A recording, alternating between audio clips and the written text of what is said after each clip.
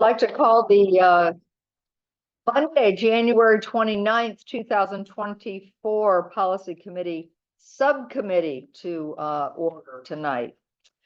So we will first take roll. Mike Bosky, Here. Lori Hayes. Here. Jason Graham. Here. Tim Baruti. Will McIntosh. Drew Mullins. Here. Monica Gary. Here. Marcy Parker. Bob Schneider. Kristen Here Reed. using, If you want, you're welcome. Was that Bob Schneider on? Bob's online. Bob's Yes. online. We have two Yes. online people. Yes, thank you. Crystal Lanucci. Here. Chris Yakubowski. Here. David Brown. Deontay Diggs. Pamela Young. Jacob Lane. Gerald Childress.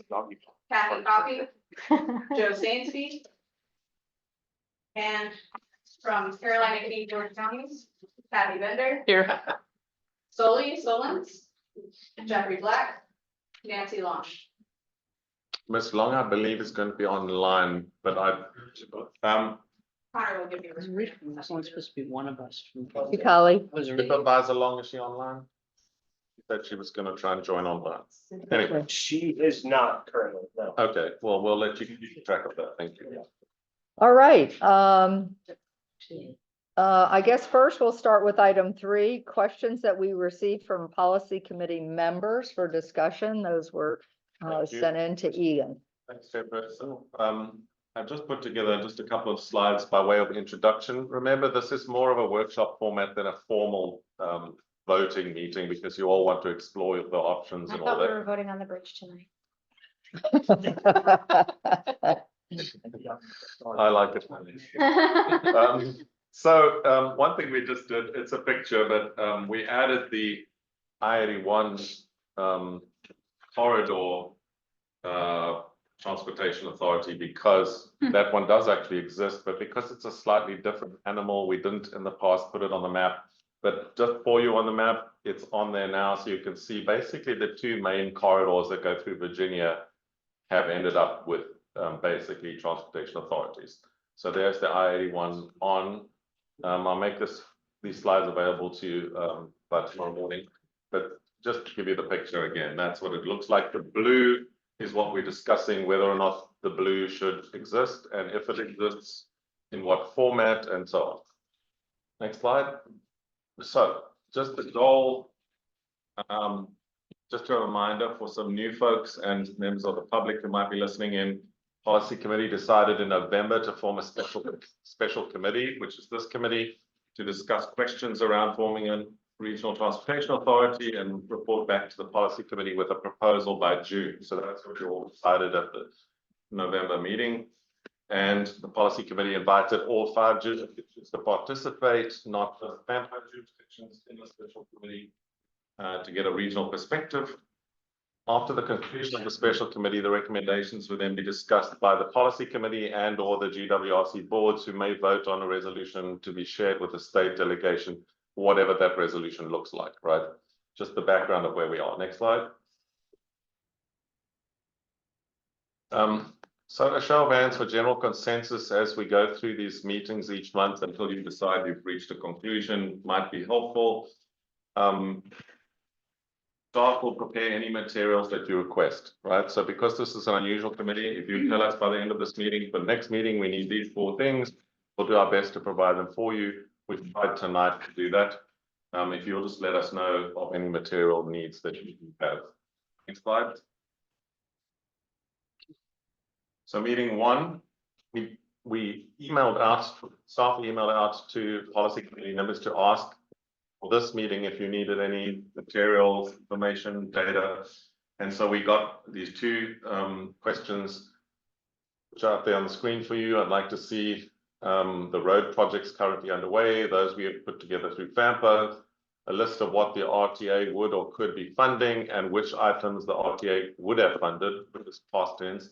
And then the second one, I'd like to learn about the matching mechanism with HPP. That's high priority projects in smart scale. That's what HPP stands for. And what we would theoretically be able to do with an RTA versus without one. So we've taken those questions seriously. Had to do a little bit of interpretation, which I'll explain in a minute. And we produced packs of information for you not meant to tell you anything other than here's some suggested answers. Feel free to work on them, feel free to interrogate them. It's information, it's not meant to tell you what to do, it's meant to just provide you with data and information. They need some explaining because it's more complicated than it looks. Next slide. Okay, so first question, what projects do we currently have underway? So item 4A, which we'll get to, is one of the packs in front of you, tries to answer that question. But can you see the bold there on the screen? That list, and John will explain to you in a minute, excludes local developer funded projects. Like if they build a new lane on a roadway as part of their project. And many local revenue sharing projects. So if a jurisdiction has got a revenue sharing project with FDOT, FAMPO doesn't always get all the details of those projects, right? So we put those caveats in there.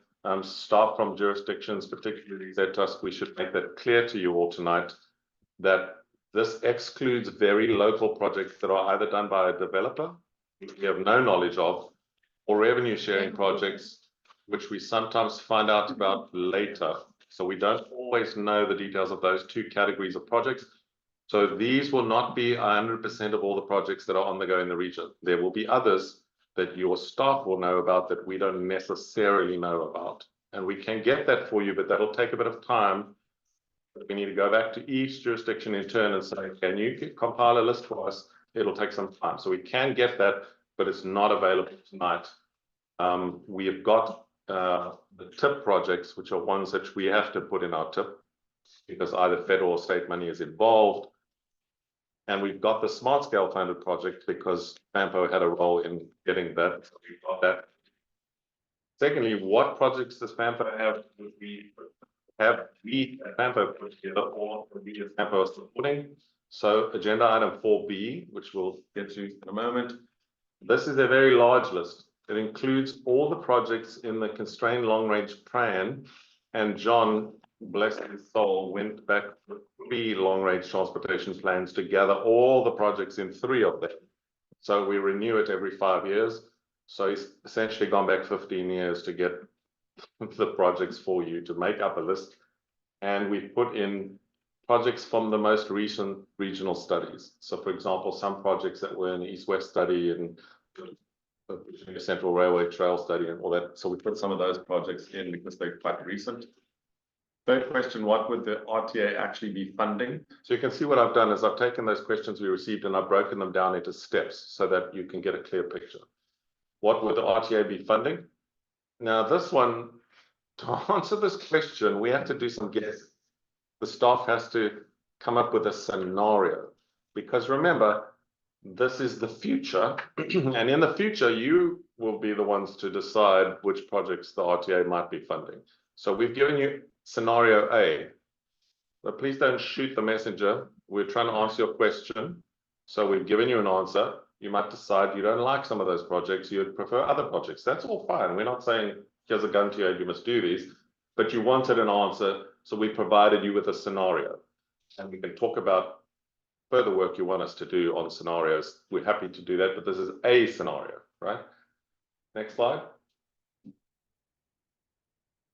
Which items could the RTA have funded if we had one? Well, scenario B tries to answer that. Again, it's a scenario. John took all the projects we know about that weren't funded, and he said, let me guess how much money we think the RTA would bring in. Now, remember, it's a guess because you all and the state of Virginia in the General Assembly would be required to decide what income streams to attach to the RTA. It's not decided yet. So again, scenario B is a suggestion that we put together by trying to guess how much the RTA might bring in and over what period. And we'd have to guess that we would get some money still from the federal government in terms of federal grants and some money from smart scale. So it's a scenario again. So again, please don't shoot the messenger. We're giving you a scenario.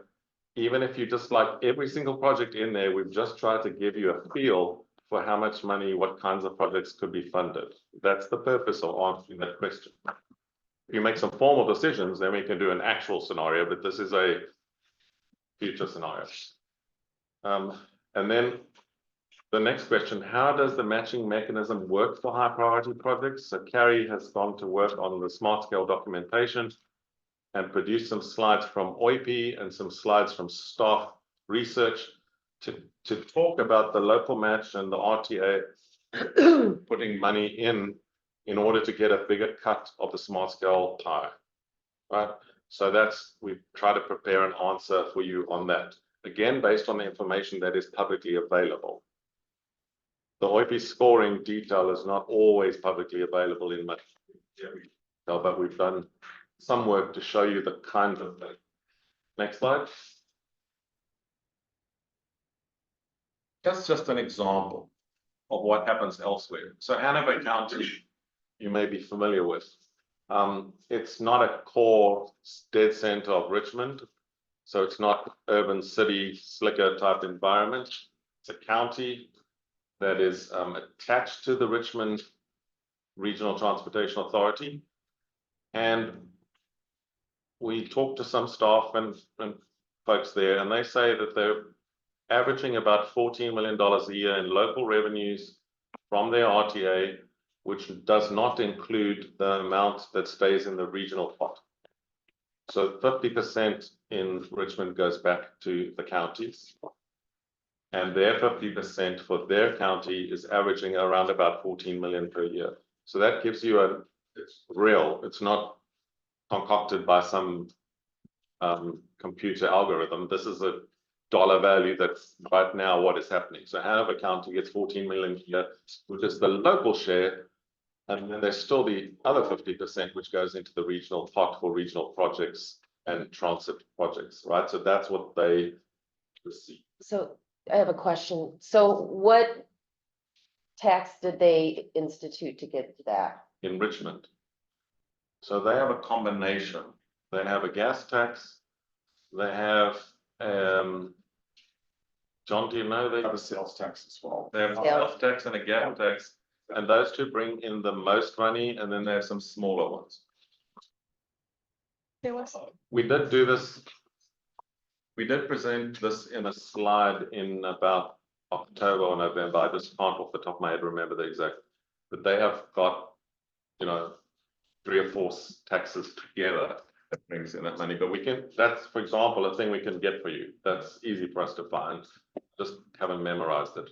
I think that would be helpful to know Sure. what each one of these has done and what it equates to. Absolutely. I think we do have a slide already, but we'll find it for you. Okay. Next slide. So Ian, Yes, excuse ma'am. me, in this situation where you've got probably what, Hanover, Bushland, Richmond, Chesterfield, Okay. Henrico. The city of Richmond. Yeah, I said the city.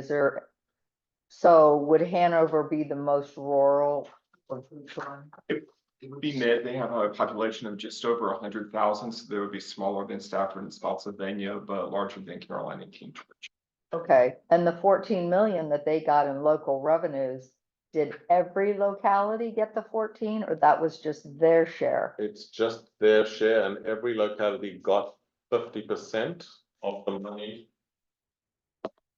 prorated across, if you That's know what what I I mean. wanted to know. So it each was all county got a prorated. chunk, but it's prorated Gotcha. according to a Yep. formula that the Treasury in Virginia has done. Thank So you, that's the what I needed. state cuts it up and sends it out. The RTA doesn't send the money to the localities, the state does it. They cut up the amounts and they say, here's your RTA amount, here's the amount that will go to the counties. So that it's an objective, it's not a fight, right? The state finance department does it. Does the state keep any kind of a administrative fee? I don't believe so, but I'd have to check on that. Don't believe so. No. They do it as well because they effectively are the taxing authority. The RTA doesn't become the taxing authority, the state becomes the taxing authority, and they apportion the money, and every county has to have a trust account. Then the Okay. state puts your portion into your trust account and a portion into the RTA trust account. Okay. And it that's gets good. audited to make sure we didn't throw the money away or waste it. Okay.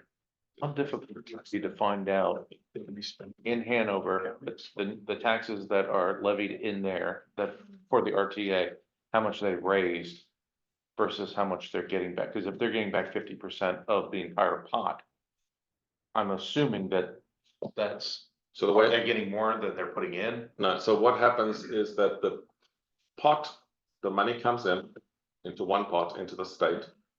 The state then divides it in half, and half gets allocated to local funding.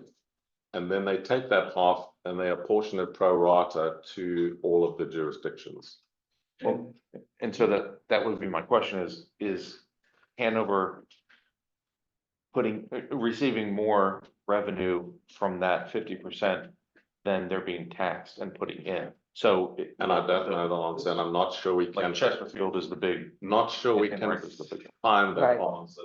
We try to dig into those numbers, and the formula that the Virginia Finance Department uses is not publicly available. We've dug for a while and haven't found it, so I don't know whether it's confidential or whatever, but we haven't found it online, right? Solve for X and probably figure it out though, right? You could probably. Well, so though, I think the bigger issue though is like, so like take like in the city of Fredericksburg, we have Central Park. We will probably generate more sales tax on a, like on a per capita basis than other localities, just because we have like just the sheer amount of retail. You do now because your population is smaller and your retail section is bigger. Right, it's an outside. So relative to the neighboring localities, per capita. Right, on a per capita You would basis. raise more, but not necessarily if you don't do it per capita. Right, so so that's what we would need to know is it on a per capita basis or some other? Yeah, I think I'm gonna sound redundant by asking this again, but prorated. Is it prorated by population or is it prorated based? That's the question. By Sales tax. sales tax. Yeah, So I believe in always telling the truth. Truth is, we don't know because that calculation is not done in the public space. So we can send some written questions, we can ask again, we can try to find that out, but it's not like, hey, everybody has the Well, formula, do it yourself. So some of us are going down on Thursday to local government day in Richmond, so we'll be meeting with our delegation, so we can ask them, There you go. what is the formula? How does it work? So there you go. Or where can we find it? That's We had a representative from Senator's office or something right here tonight. I mean, No idea. To get that information. From the horse's mouth, there you go. I mean, we'll keep trying digging, but if you have a contact any of you, please go right ahead. We at your In service. the corner, so it's an official request. Have Senator Durant to reach out to the finance. What is it? So that is Treasury?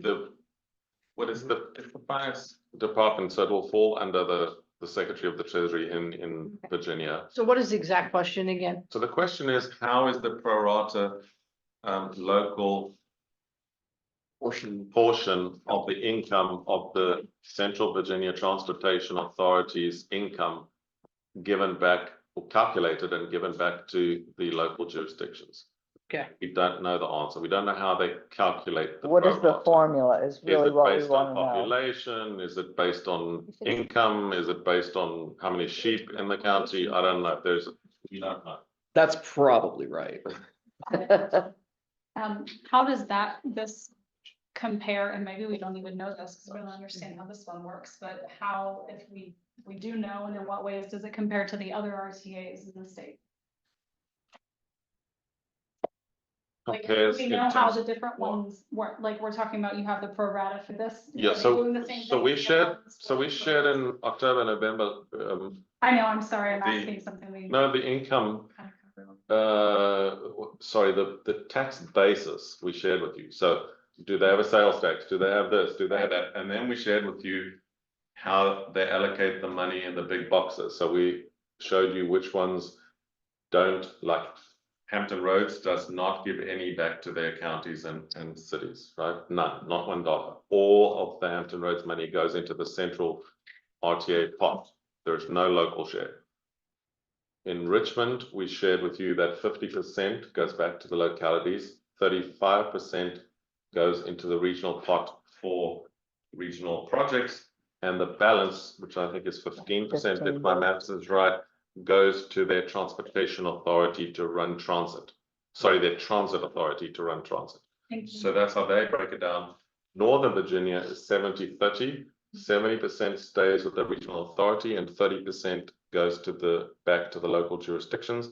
And they told us at the meeting, which you extended chair in the governor's conference, that 30% in Northern Virginia, in the time that they've run their transportation authority, they've now given back $1 billion to their localities. So the 30% equals $1 billion thus far over multiple years How long? that they've been in existence. It's been a while, 10 years or something. I don't know. They've had some mechanism since the mid-1980s. Yeah, but it wasn't originally a transportation authority. It was first a taxation thing for, you know, it started with WMATA funding, and then there was VRE funding. So they're one built with multiple pieces of legislation over a long period of time into a transportation authority. So it's a complicated one because it has different incarnations and they're not all really a normal transportation authority until the final one now.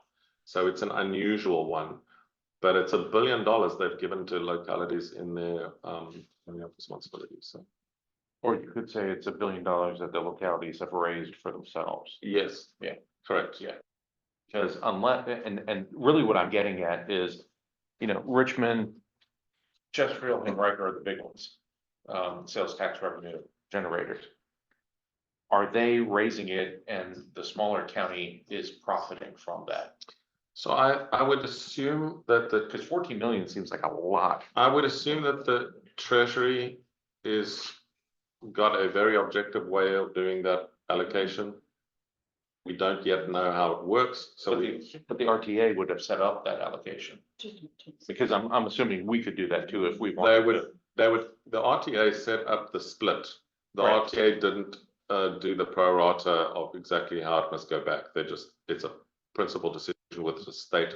And if you read the law, if you read the piece of legislation for the Richmond RTA, it's called the Central Virginia Transportation Authority. It doesn't specify how the percentage that goes back to the jurisdictions should be, how the pro rata should be calculated. It doesn't specify that in the act. And so I'm assuming that the Treasury is to interpret that and create an objective criteria to do it, right? So it wasn't specified in the book. We read it and it just says it's not. Yeah, I wonder, is it possible to get kind of to Drew's point about solve for X thing, but yeah, where if you see how much sales tax has been collected by each locality, then yeah, maybe you could back into the number that way, and then yeah. We can do some playing with numbers, but if we can get it from the horse's mouth and we don't have to try and guess what the state is doing, it would be better. Yeah, I want to make a statement because I kind of hear what we're talking about and I understand the concerns. And it's like, are we going to get what, you know, are we going to feel good getting back kind of from what we put into it? And I think that doing something like this, sometimes we're not going to feel like we're getting what we want out of it as the localities, but we're doing it together because unless we solve these problems, we're going to have massive problems. So if we do it, so I just wanted to point that out. It's not to say, let's make sure everyone gets their little piece of, no, we're taking the whole pie and going, okay, how do we do this to make it work for everyone in the best way? Because we're going to be in a really bad situation with the population growth here and not too long, right? So I just wanted to. And each time we as staff, and I mean, you all look at me because I'm the loudmouth on the staff, but each time we as staff present you with stuff, it's a suggestion, right? Change it, don't like it. Like the 60-40 split, you know, I've heard in Richmond people talking about that we can't live with 40%. Well, make it 50%, make it whatever you want. We're just trying to help you think through the options. We're not saying this is what you must do. Right, so we can craft it any way that we want. And so then if we truly have problems that we need to all come together and do, why would we be giving back any money? We should be getting the projects accomplished. That's why, that was my question. was what can we get done with this money? What are the projects that would sort of fall into those parameters? And what are the type of things we're trying to accomplish with this? Just setting it up and having another funding source without the projects identified, I don't think is the right way to do it. The whole split thing, I'm just more interested in how that operates. I personally, if you're gonna do the projects, if Spotsy wanted to do local projects and we wanted to get 30% back of a sales tax increase, we can just raise real estate tax and take that money and identify it for road projects and do it on our own, if it's just benefiting us.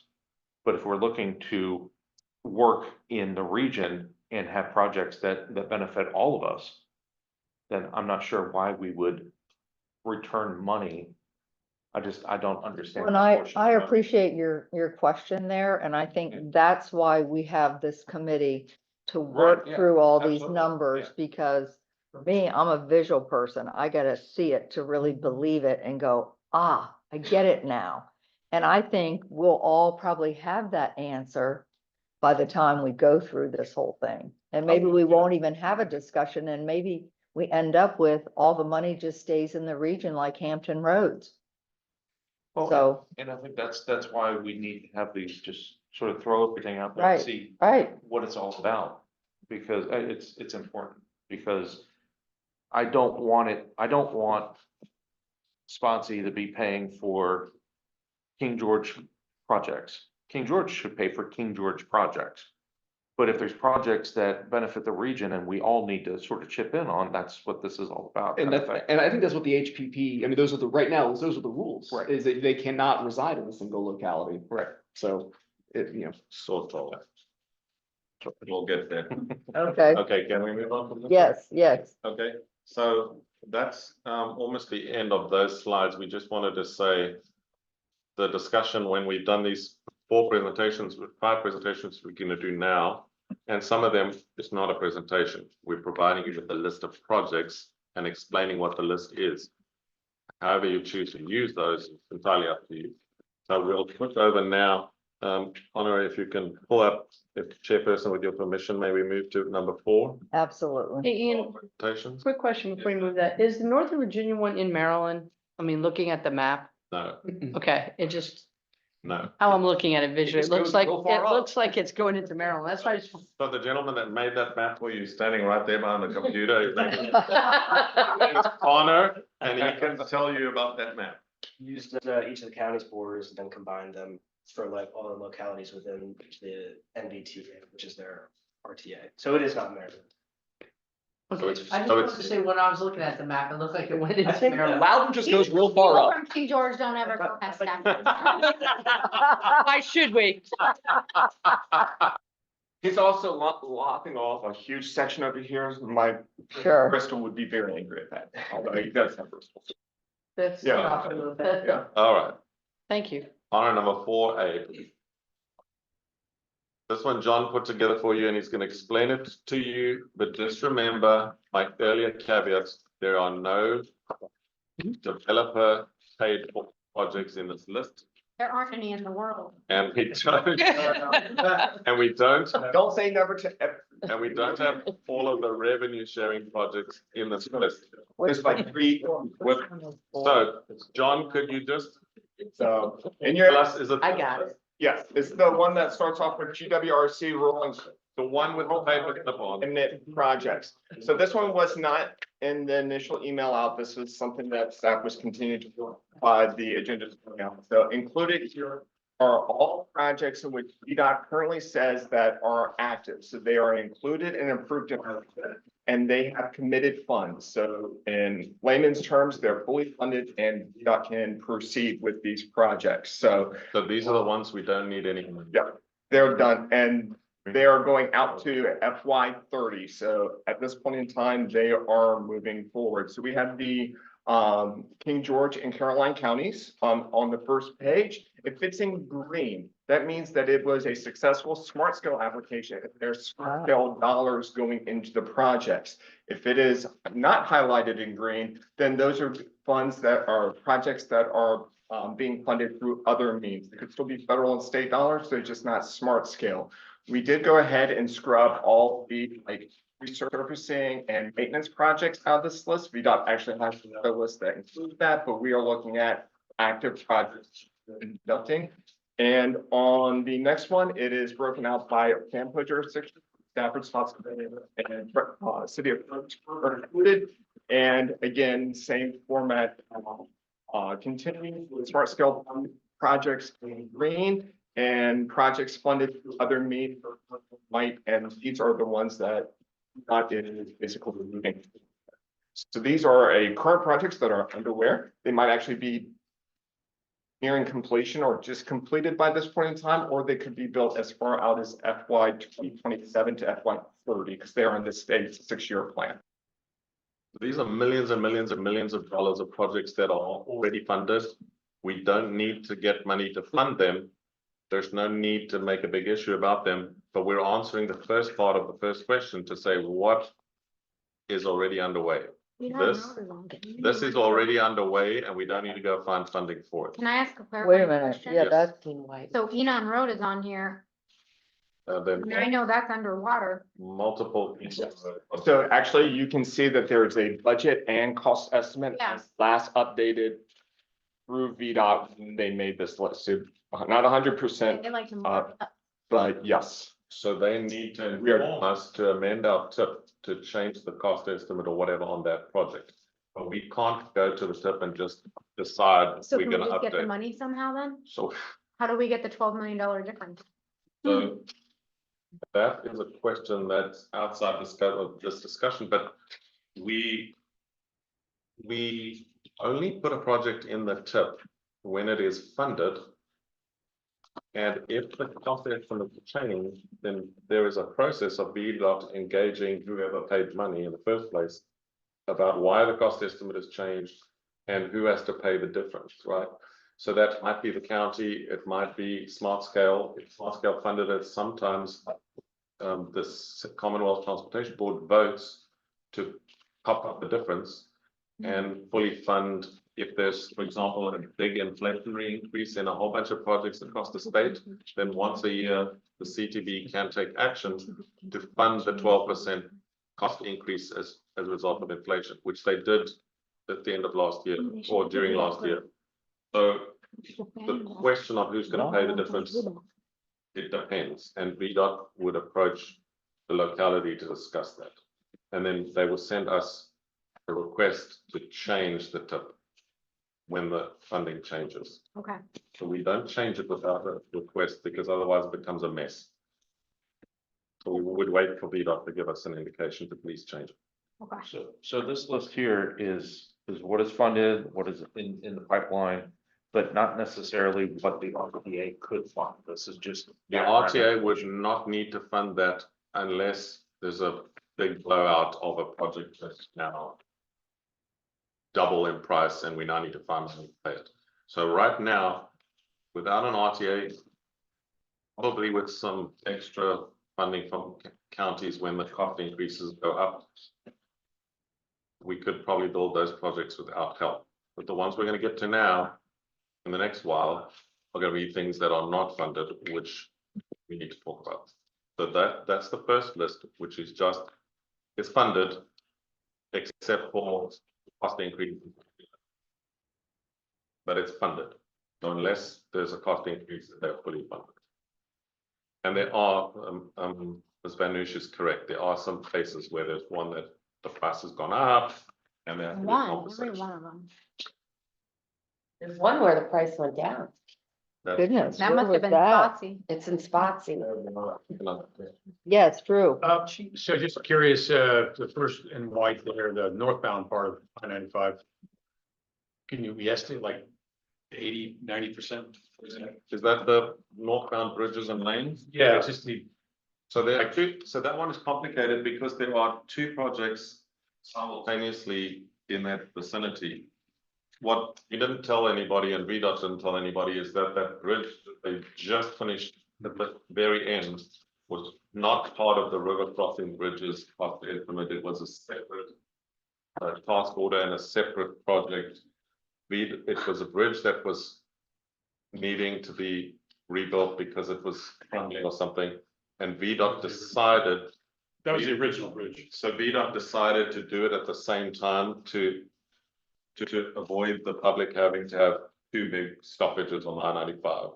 So they just decided to do it as the same time, but they're two different UPCs and two different contractors and two different everything. They're not the same as the bridge across the river. It's a separate project. Is that what you're describing? This line item 127, I actually don't know, John, do you know which one is the one on the left? I am, second page. I am not No, right there. 100%, yeah, I'm sorry, there it is.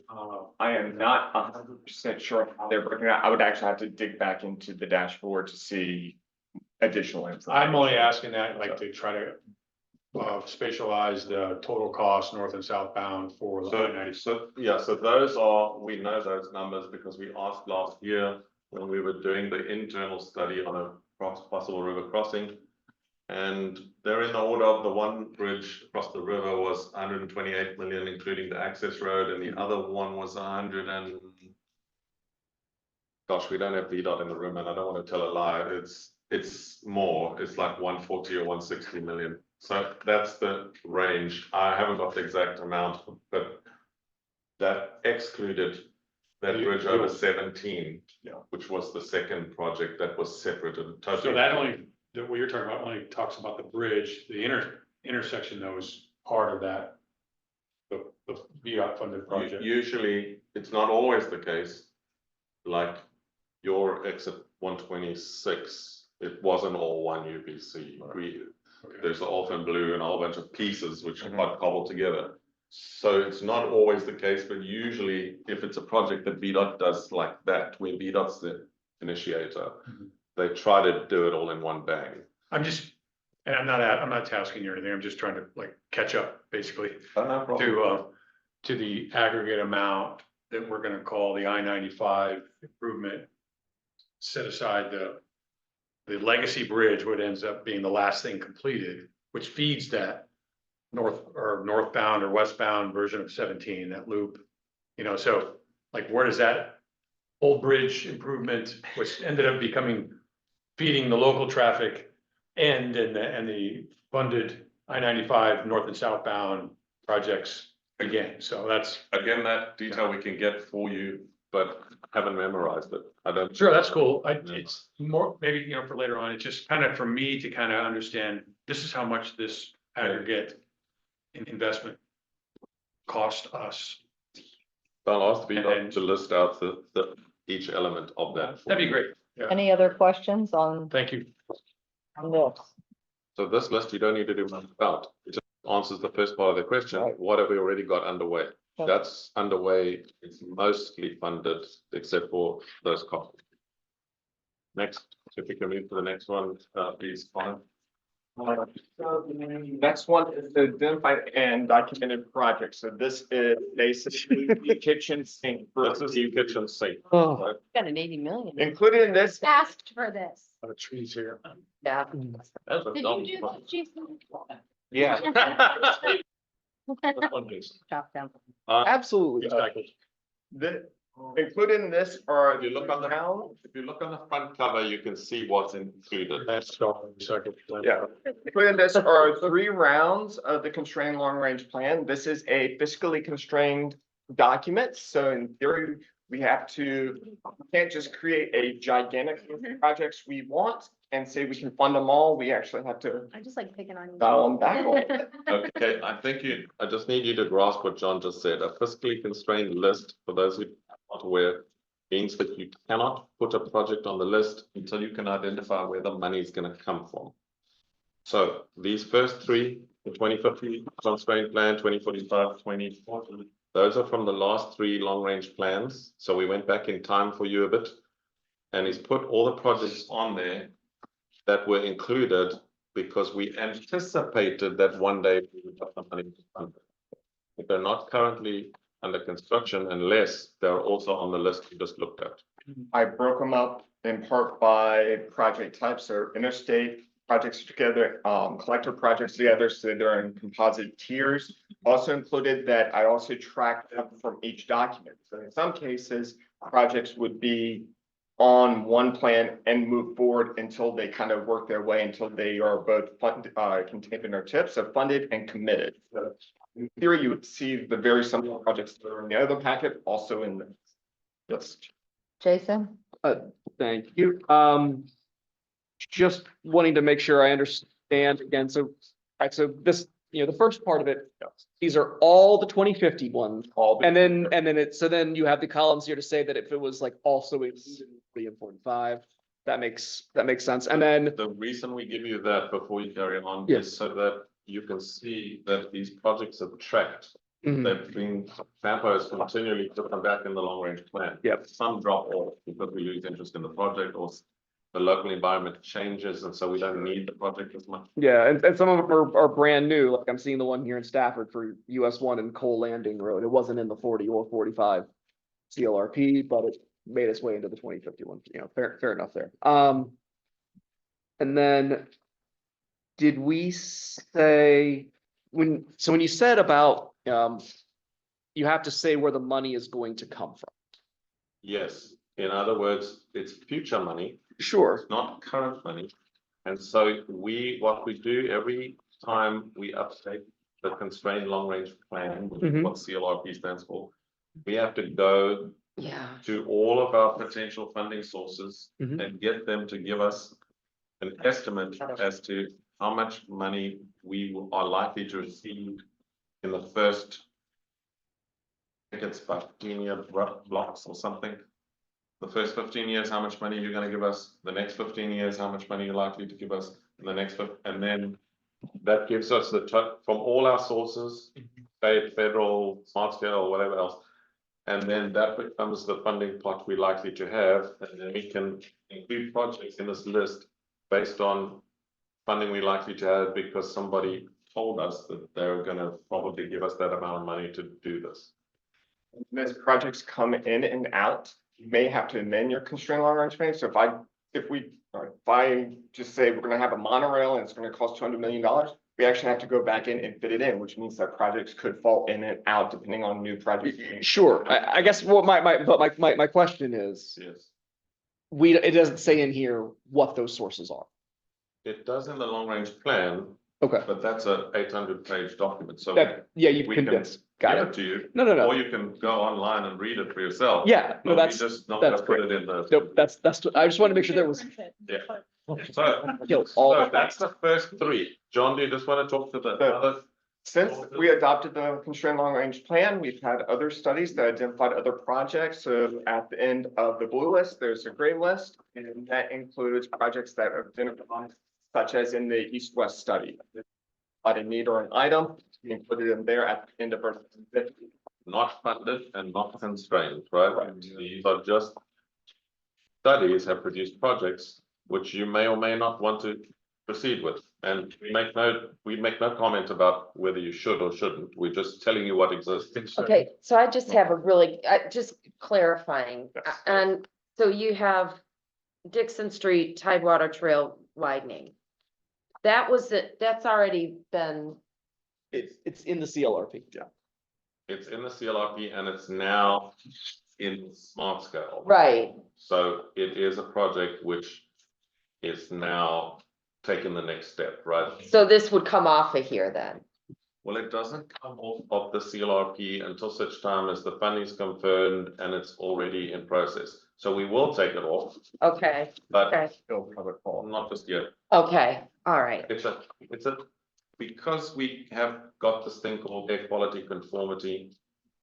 It takes a while to take a project off and to put another one on. We don't just do it quickly because you've got to get the panel from Richmond and they have to come up here and they have to have a public hearing and it's a bit of a process. Which expires, thank goodness. December 2025 is the last date we are required to do air quality conformity analysis and the whole process.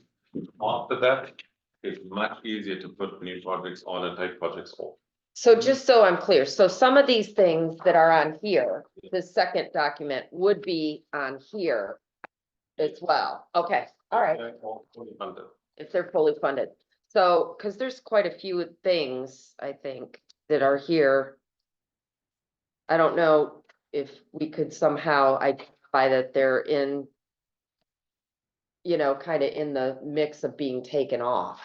So what I'll ask John to do is before your next meeting of this committee, to highlight the ones that have now received funding in this list and send it to you as a PDF. That would be We don't good. have to print another 40 pages, we'll just Yeah. email it. Okay, John, is that okay? That works. that would be helpful. Thank you. The next item on here, I just want to show you, there's the DWRC rural plan. So That would be the items that are highlighted in red. So I worked with Gary and Becky on this list to identify what is on the GWRC needs list. And Becky was so kind enough to help and assist with developing a cost estimate. So we would have it kind of a like for like item. Did you just hear that sentence? What? I don't think you know how much work is involved in that one sentence. Just wave your hand there, Becky. So that's Becky. Becky is an engineer that we employed at FAMPO. She's been here for quite some time. She had to go for all of Caroline's projects and all of King George's projects and develop a high level cost estimate for you in about a week. That's pretty good. So these are. So those cost estimates we've given you, no one in the world has yet seen that list that's in front of you. We put it together, Carrie put together the list of projects in your counties, and Becky went and got cost estimates made in the office for you, free of charge, just say. That was a plug to stay in the district. Yeah, exactly. I never noticed.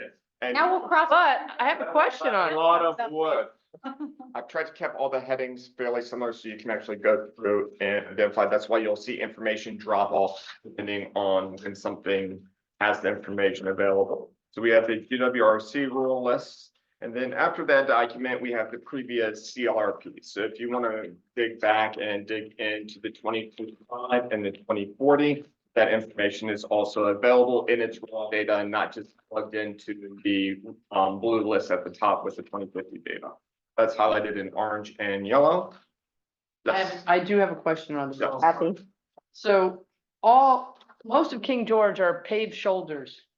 And so where does that information come from? Because I know, I'm sure some of this VDOT might not be all on the table. Was this just, Ladies, can you? Yeah, those result in concert with the Provincial Finance Department and also with your VDOT. This big plan. okay. Because this is a lot of paved shoulders and I do love the $80 million winding Caledon Road. That would be a dream, but probably not a possibility. Right, and this is what I did to develop that cost estimate, and like I said, the paved shoulder scope is fantastic for these 2-lane projects.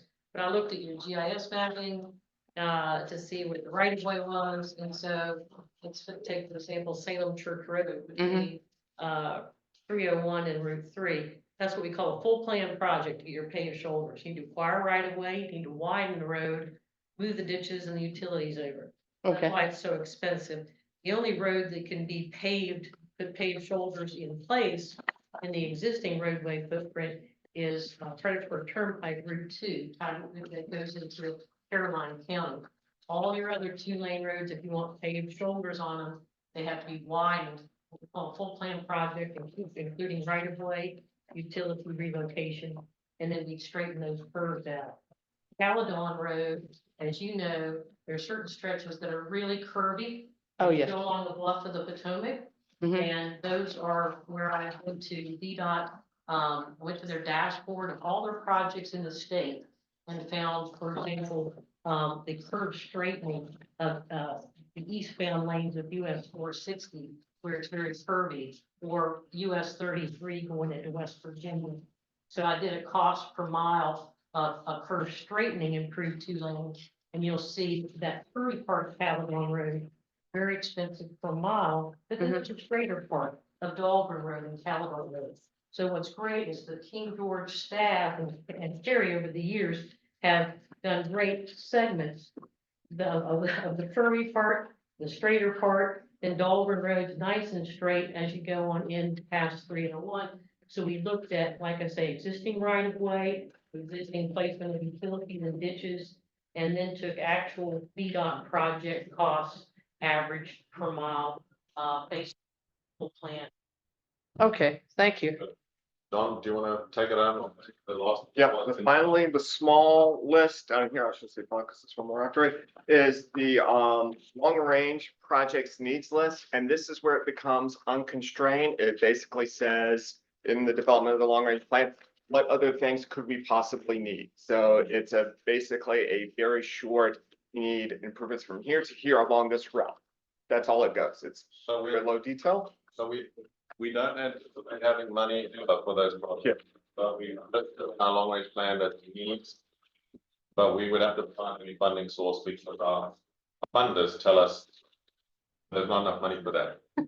However, you can swap projects, like once a year, we can decide. Actually, we're never gonna get to the damn soft shoulder, we're rather gonna put another lane on a different road, and then you can swap projects from the need into the thing. We will discuss that at a later date, Chair, because I don't want to get into exactly how that Sure. all works, and I'd like to do a little training on how exactly we do all of that. Then, John, just the one thing you didn't comment on in this list is the ones that come out of studies. So, yes, that was the gray list. The gray list is the Yes. study. So those are just projects. There's no plan to fund them. There's projects we think might be needed or a study suggested that we need. And we've done recent studies. Further back you go in the studies, events have overtaken the study. There's something else going on. We can also provide you older projects from studies. There are plenty of them available, but then the fact just gets. At the very end of it, it's done a little bit differently, but within the tip and the constrained long range plan is also the transit and capital projects associated. Those are the last 3 pages of the document. That is to answer the next part of the question. What projects have been identified through? Some of these were submitted by your localities, we just put them on the list. Others were developed by FAMPO through studies, we put them on the list. So this is a comprehensive list of what's going on. But remember my caveat at the beginning. Projects that developers are doing, because we don't know about them, and not all of the what we call revenue sharing projects by the jurisdictions are included in here, because that means, let's say Spotsylvania has worked with VDOT to put another lane on a road, and the county's paying half the money and VDOT found the other. We don't necessarily know about that. So it does exclude those. So lots of local projects would be missing from this list. Okay, right. Now we get to, that's just basic data. And your jurisdictions will tell you where this other road's not here. We know about it. It's there. We've maybe been verbally told about it, but we don't have the details. Fine. We'll go back to the agenda. Okay. Now we'd like to go, Chair, with your permission to the C. What would an RTA actually be funding our scenario A? Okay. Now, remember what I said at the beginning. Don't shoot the messenger. It's okay that you don't like projects 1, 3, and 5 or whatever that is, right? It's okay. But we answered the question in a way that we could, which is unguessed which projects are big enough and important enough to want to fund with an RTA.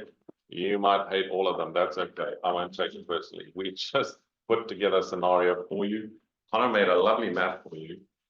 And we did some high-level cost estimates. Have a look at it. Love it, hate it, do what you want with it. It's giving you a scenario to answer the next part of the question. What could an RTA fund? I don't know. So- Where's scenario A?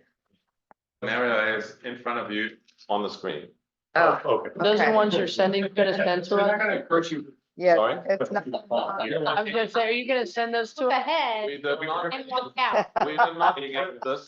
We did not print this because if we send it to you without an explanation, somebody would send it to a senator and a senator would get all uptight. So I don't want anybody to get uptight before the meeting. Feel free to get uptight after the meeting. So you'll send it to us later. We're happy to send this to you. Thank you. Connor's done a lot of work on making it pretty so you can see a nice presentation. So sit back and Connor will walk you through it. So For we music? have the. No, no music.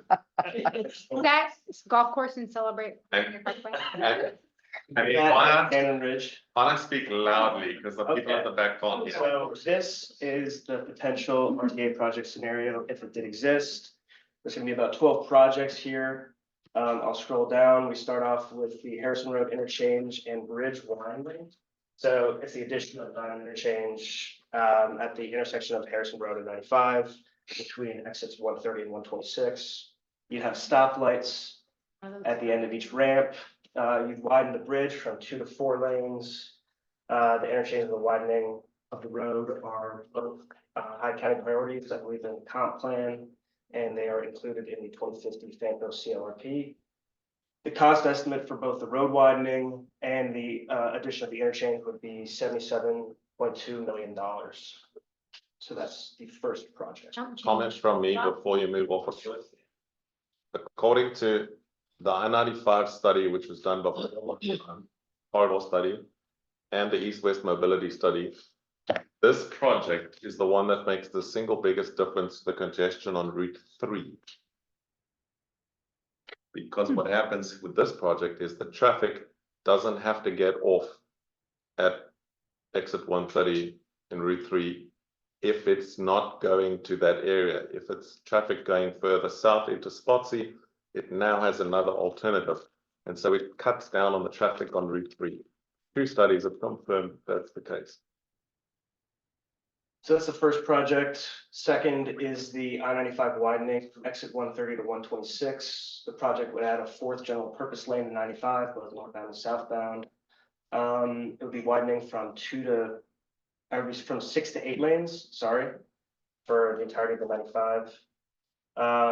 At the Harrison Road overpass, widening is going to shift to allow for adequate lateral clearance. The cost estimate for this project is $134.464 million. And it would integrate, if you did this, with the Harrison Road interchange, right? So it provides extra capacity to get off at Harrison and to go on to 126, which you're currently upgrading. Yes, Drew. I'm sorry, I missed the cost estimate for the interchange. What was that? 77. 77? Okay. 77. Chump change for you guys. Excuse me, and when was the cost estimate? How updated are the cost estimates on this? So this one, who wants to take this? Look at my staff here. What was the origin of this cost estimate? The 134. This is a project that was submitted last round for smart scale. So it could be a year or 2 years out of date, but it was submitted formally to smart scale with a cost estimate, which was around, I believe, that amount, right? Yeah, that's So the amount from around. It could be 24 months Yeah. out of date. What about the Harrison Road one? How old is that? So Becky, the Harrison Road interchange cost estimate, We built at a staff level using the composite of the I-95 corridor study and the DAP East-West Yeah. cost. so it's a composite of those 2 studies because we took the portion for the ramps and the portion for the bridge and put them together. Remember, it's high level, right? Yeah. It could cost 82, it could, it's a high level cost estimate. So these are to give you an idea, not to give you an exact accounting figure. We can do that. Just to interject, though, the I-95 one is not like $2024, because they're projected into the future. Into the future, because it's a smart scale project. So it's a smart scale project from a year and a half ago, which projected a cost into the future because it takes 7 years to finish the project. So it's probably the cost 5 or 6 years from now, 4 years from now. Carry on, Connor. So those are the first 2 projects. Thirdly, we have the River Crossing Parkway. Don't shoot me. Yep. Who would shoot? So, the construction of a 4-lane bridge between Stafford and the City of Fredericksburg. That's the one right into the neon project, right? Housing development. Going. So We're we putting it right through we put- Fredericksburg's new planned development. So we put 2 options, right? Because we don't know where it's gonna be. So we could have put 6 options if you wanted to in the map, right? We don't know where it's gonna be. Through Fredericksburg. Pick anyone you like. Y'all wanna talk to the Yeah. Celebrate folks We don't for that one right there at the end of? But this project is the one we don't have to explain because you know what it is. We put it at 220 million because that's the last cost estimate we have. But we will get a new cost estimate before November this year. So that's the cost estimate we have now. I was smart enough to put alignment TV. During 2025 appropriations, right? So after that, we have the Enon Connector Road, Okay, Stafford County, which would be construction of new 2 or 4 lane roadway to connect Centerport Parkway and Enon. We all know where that was. and the beauty of this project is it opens up an existing off-ramp on the I-95 to a new community. So instead of having to get onto 17 to get on the I-95, Southern Stafford can now also get on I-95 at the Centerport Parkway off-ramp. So that's why this is a project. It spreads the traffic, so it doesn't all go on one road. Where is that going through? Is that undeveloped land, I'm guessing? Yes. Okay, An Amazon warehouse, a data center. right over top of it. Next, Secondly, we have the Mine and Centerport Connector Road. Similar to the Enon Connector, it'd be a 2 or 4 lane roadway. It would be important for the western corridor in Stafford County. You would have a connection to the Enon Connector Road through Centerport and then this road as well. in this particular case, we do know that the county staff have been talking about developers contributing to the cost. So we wouldn't necessarily have to fund all of this money. Maybe a little, maybe half, we don't know. But anyway, that's what it would cost. Is that projected in the cost estimate there? Because we have no idea if That's, they that, don't even do anything. that's from, that cost estimate is from, I believe, the East-West Mobility Study, from the consultant who prepared that. Okay, so it's nothing to do with developers. No, that's what it would cost to build. If developers pay half, then you only have to They're not find paying money for half. half. But I'm just curious, Where's the Bucky's Road? So this road is at further south. 50, and I believe Enon is at 55. Okay, next one.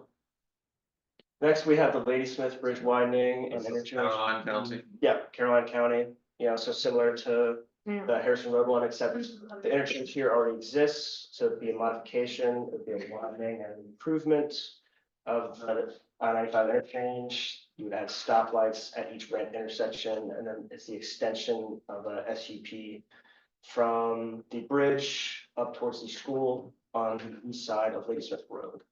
Cost estimates at 40 million. That roadway in yellow to the left there, that is, I believe, the roadway that is currently being upgraded by VDOT into a 4 lane. Yeah. Then you get to the bridge and there's a 2 lane bridge. So this would widen the bridge to 4 lanes and then widen the on ramps and off ramps so that there's additional capacity into Caroline County. And what was the dollar amount on that? 40 million. 40 million, but we need, this is the one cost estimate in this slide presentation that I have to say is a bit of a, it's a staff level, high level one. We would need a consultant to do a better cost estimate. So we've done the best we can Sure. comparing similar projects, but you can get a more accurate cost estimate if you get a consultant to do that. Sure. So that's Ladysmith. And then we have the King George Triangle study. So this would be a study to find a solution to a truck issue in King George on routes 3, 306, and 301. We also address future congestion and identify roads that need to be upgraded or repaired. The goal is that this study would lead to a construction project and serious roadway. Now, you do know that 206 is a no through truck. Yes, Yeah. so I need to do a little quick explanation. If you go into my office, you will see on the wall a big map which has congestion in 2050. That is using the FAMPO travel demand model, telling us where the congestion is going to be in the future. In King George, the serious congestion in the future is going to be here, right on the Dahlgren Road. We know that. But 2 things have changed since we made that map and did that model run. First one is the Harry Nice Bridge widening happened and it's opened up. So we're assuming the traffic will grow on there. And the second thing is the county decided to ban trucks on this. Yep. So we need a new study to tell us if that's still the place where all the congestion is going to be. So we've made the study, the triangle, because now the trucks are presumably coming down here and going down here. And we don't know what the traffic volumes are after the bridge opened. And also up there somewhere, they're still doing a bit of construction on the roadway. So it means a new study will be needed to determine if this is still going to be the problem area. The problem area might shift and it might be here now. That would then lead to, a roadway upgrade project. But we can't put a dollar value. It'll be millions, but we can't put a dollar value until we know which road, how many lanes, what, et cetera, right? So the study has to come first. And we're suggesting that the RTA would fund the study and then decide together with you all what project is the one that actually needed and then work to fund that project. But we at FAMPO staff level don't want to tell you what to do before the study because we think that's going to be dangerous. So we don't tonight say, widen this road. We say, do the study and fund the study. That will determine which of those roadways needs to be upgraded. But certainly the model says that here there's going to be severe congestion and that less severe congestion will be here, but there will be some in 2050. But the study will tell us if that's still the case because of these two things that have changed. Also with this study, this has been mentioned for many years, a bypass to get through, because right now, because the trucks are being pushed off the 206, this was one of my arguments not agreeing to the no through trucks. You're just moving the problem somewhere else. Somewhere else, yeah. So you got a lot more vehicles come on 3 and there's no way to widen it, but they wanted the trucks off there. I'm like, you're just pushing the problem somewhere else. Well, that's why we think that an RTA could help the county because we could help you find out what it's going to look like now and how to fix it. I'll talk about it later. Okay. Send you a bill for the half million. Well, you're just on a roll tonight. No, it's not. So that kicked off the studies. The second one is the Eastern Bypass Study. These are obviously just a line of showing that this is where the study would occur. It's not saying put an entire roadway through there. Inside the dotted line or? No, so like this is one alignment that's like, was a suggestion, and then there was talk about putting a bridge near Belvedere Drive, I believe, around New Post, and then that bridge would connect to 3. And then up here is Centerport Parkway, Stafford. So technically an Eastern Bypass would connect Centerport down to somewhere near New Post in Spotsylvania. So Mullins likes that option. That would just be a study. Over my dead body. I love that one. No. I love that one. So there's another line on that map, which is another alternative, which is in King George County. It's an existing road. Talking about Callan. Becky, what's the name of that road? Like what have you chosen? Is it Port Conway?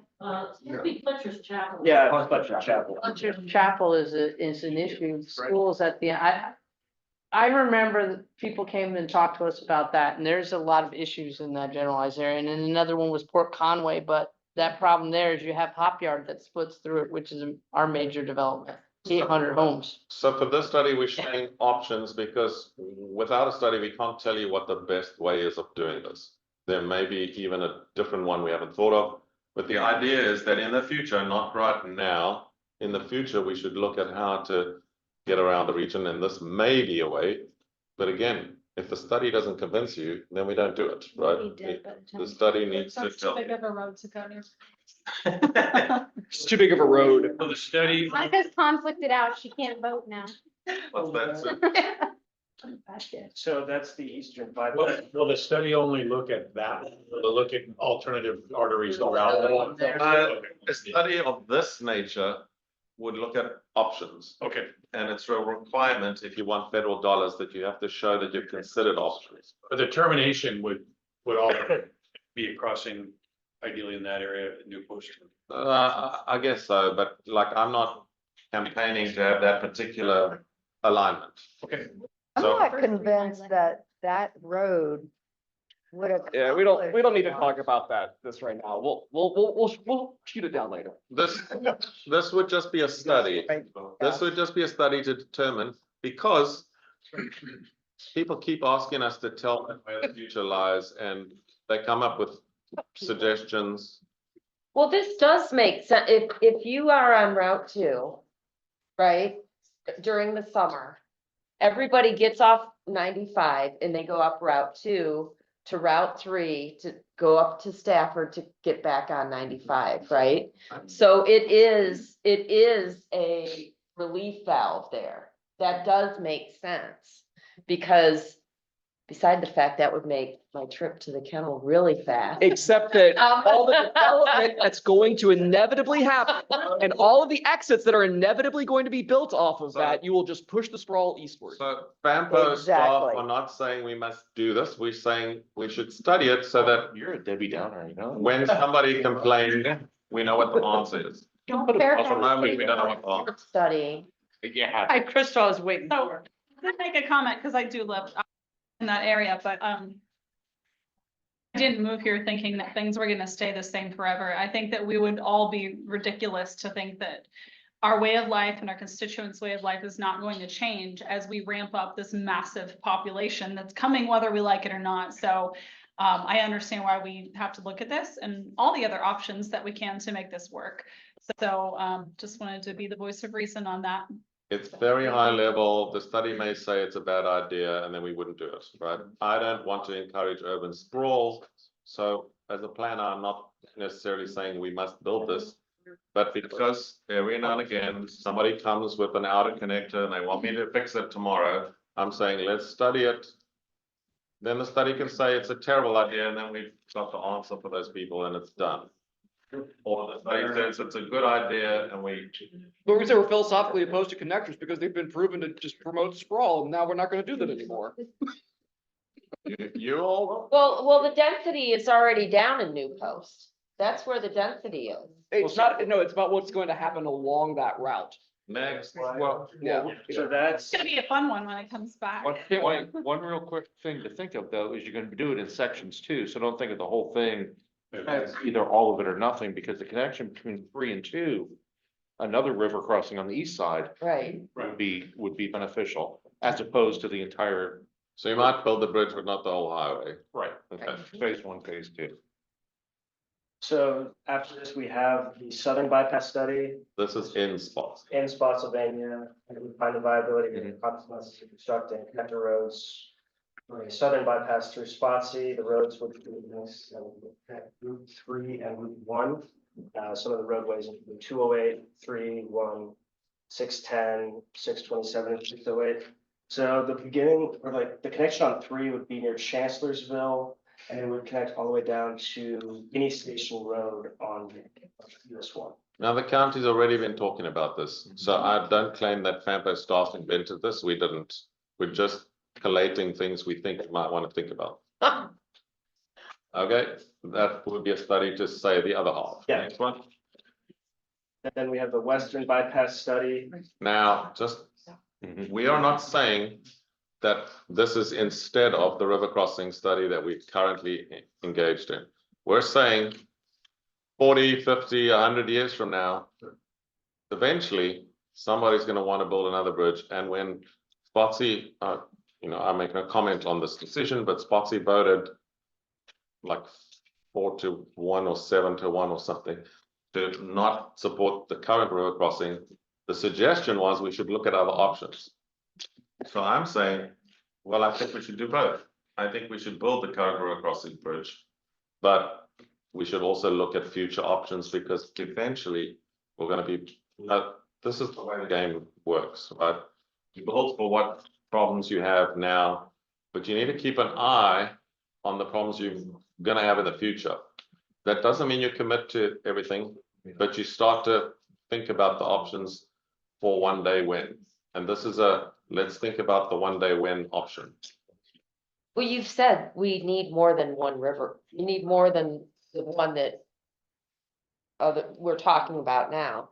A western one makes sense. An eastern one makes sense. So this is us saying, we're not going to build these things now, but let's do a study because studies are relatively inexpensive and then you can find out the problem before you commit money to it.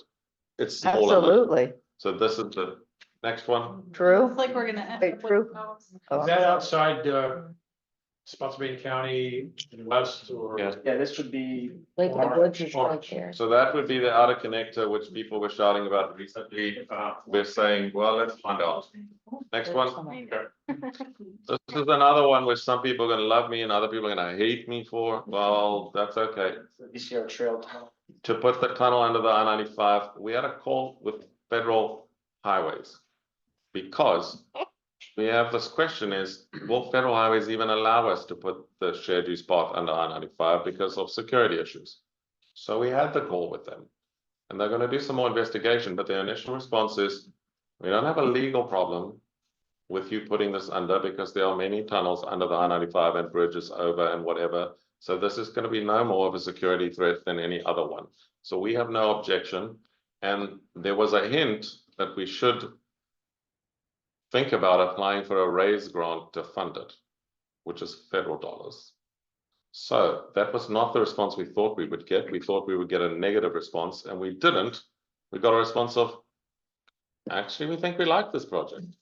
So that wasn't quite what we expected, but So curious on that, how does Spotsylvania feel about that? I well, I can't speak for No, you personally, I think it's ridiculous. and why is that? What are you accomplishing with that? I mean, it doesn't, we're gonna, connect the two ends of the VCR trail that already exist. yeah, no. I'd rather have that Harrison Road, Bridge, bridge for 40 million. okay?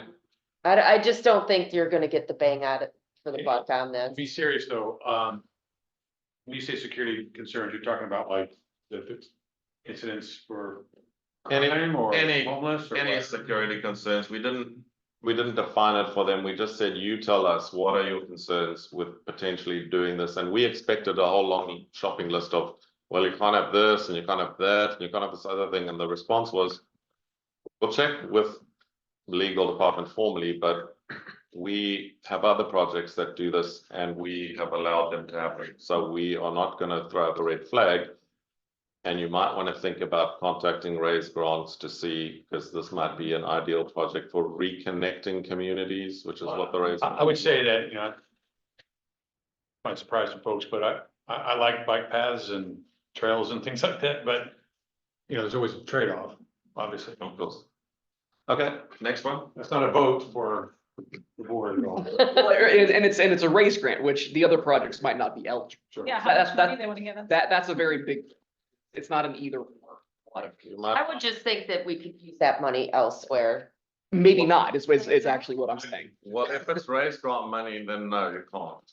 And even though it's a grant coming out of somebody's. Sure. pocket. But it can only go towards specific types of projects. That's the. Sure. But, And and, does have a match. oh, it There does will have be a a match. Oh, well, But that's why we're talking Well, about the the- RTA, right? Right, well, Some and the people- other thing some is, people hate the project, that's okay. somebody else is gonna get that race grant money, so why not Right. it us? And I don't know, I love bike riding and I There you go. can't stand when We the, know, and and pickleball. the VCR trail Yeah. ends out there. Okay, next one. So the final project on the list. So until now, we haven't had a single transit project. There's not a single transit project so far, so Second the best final one. project is a transit project.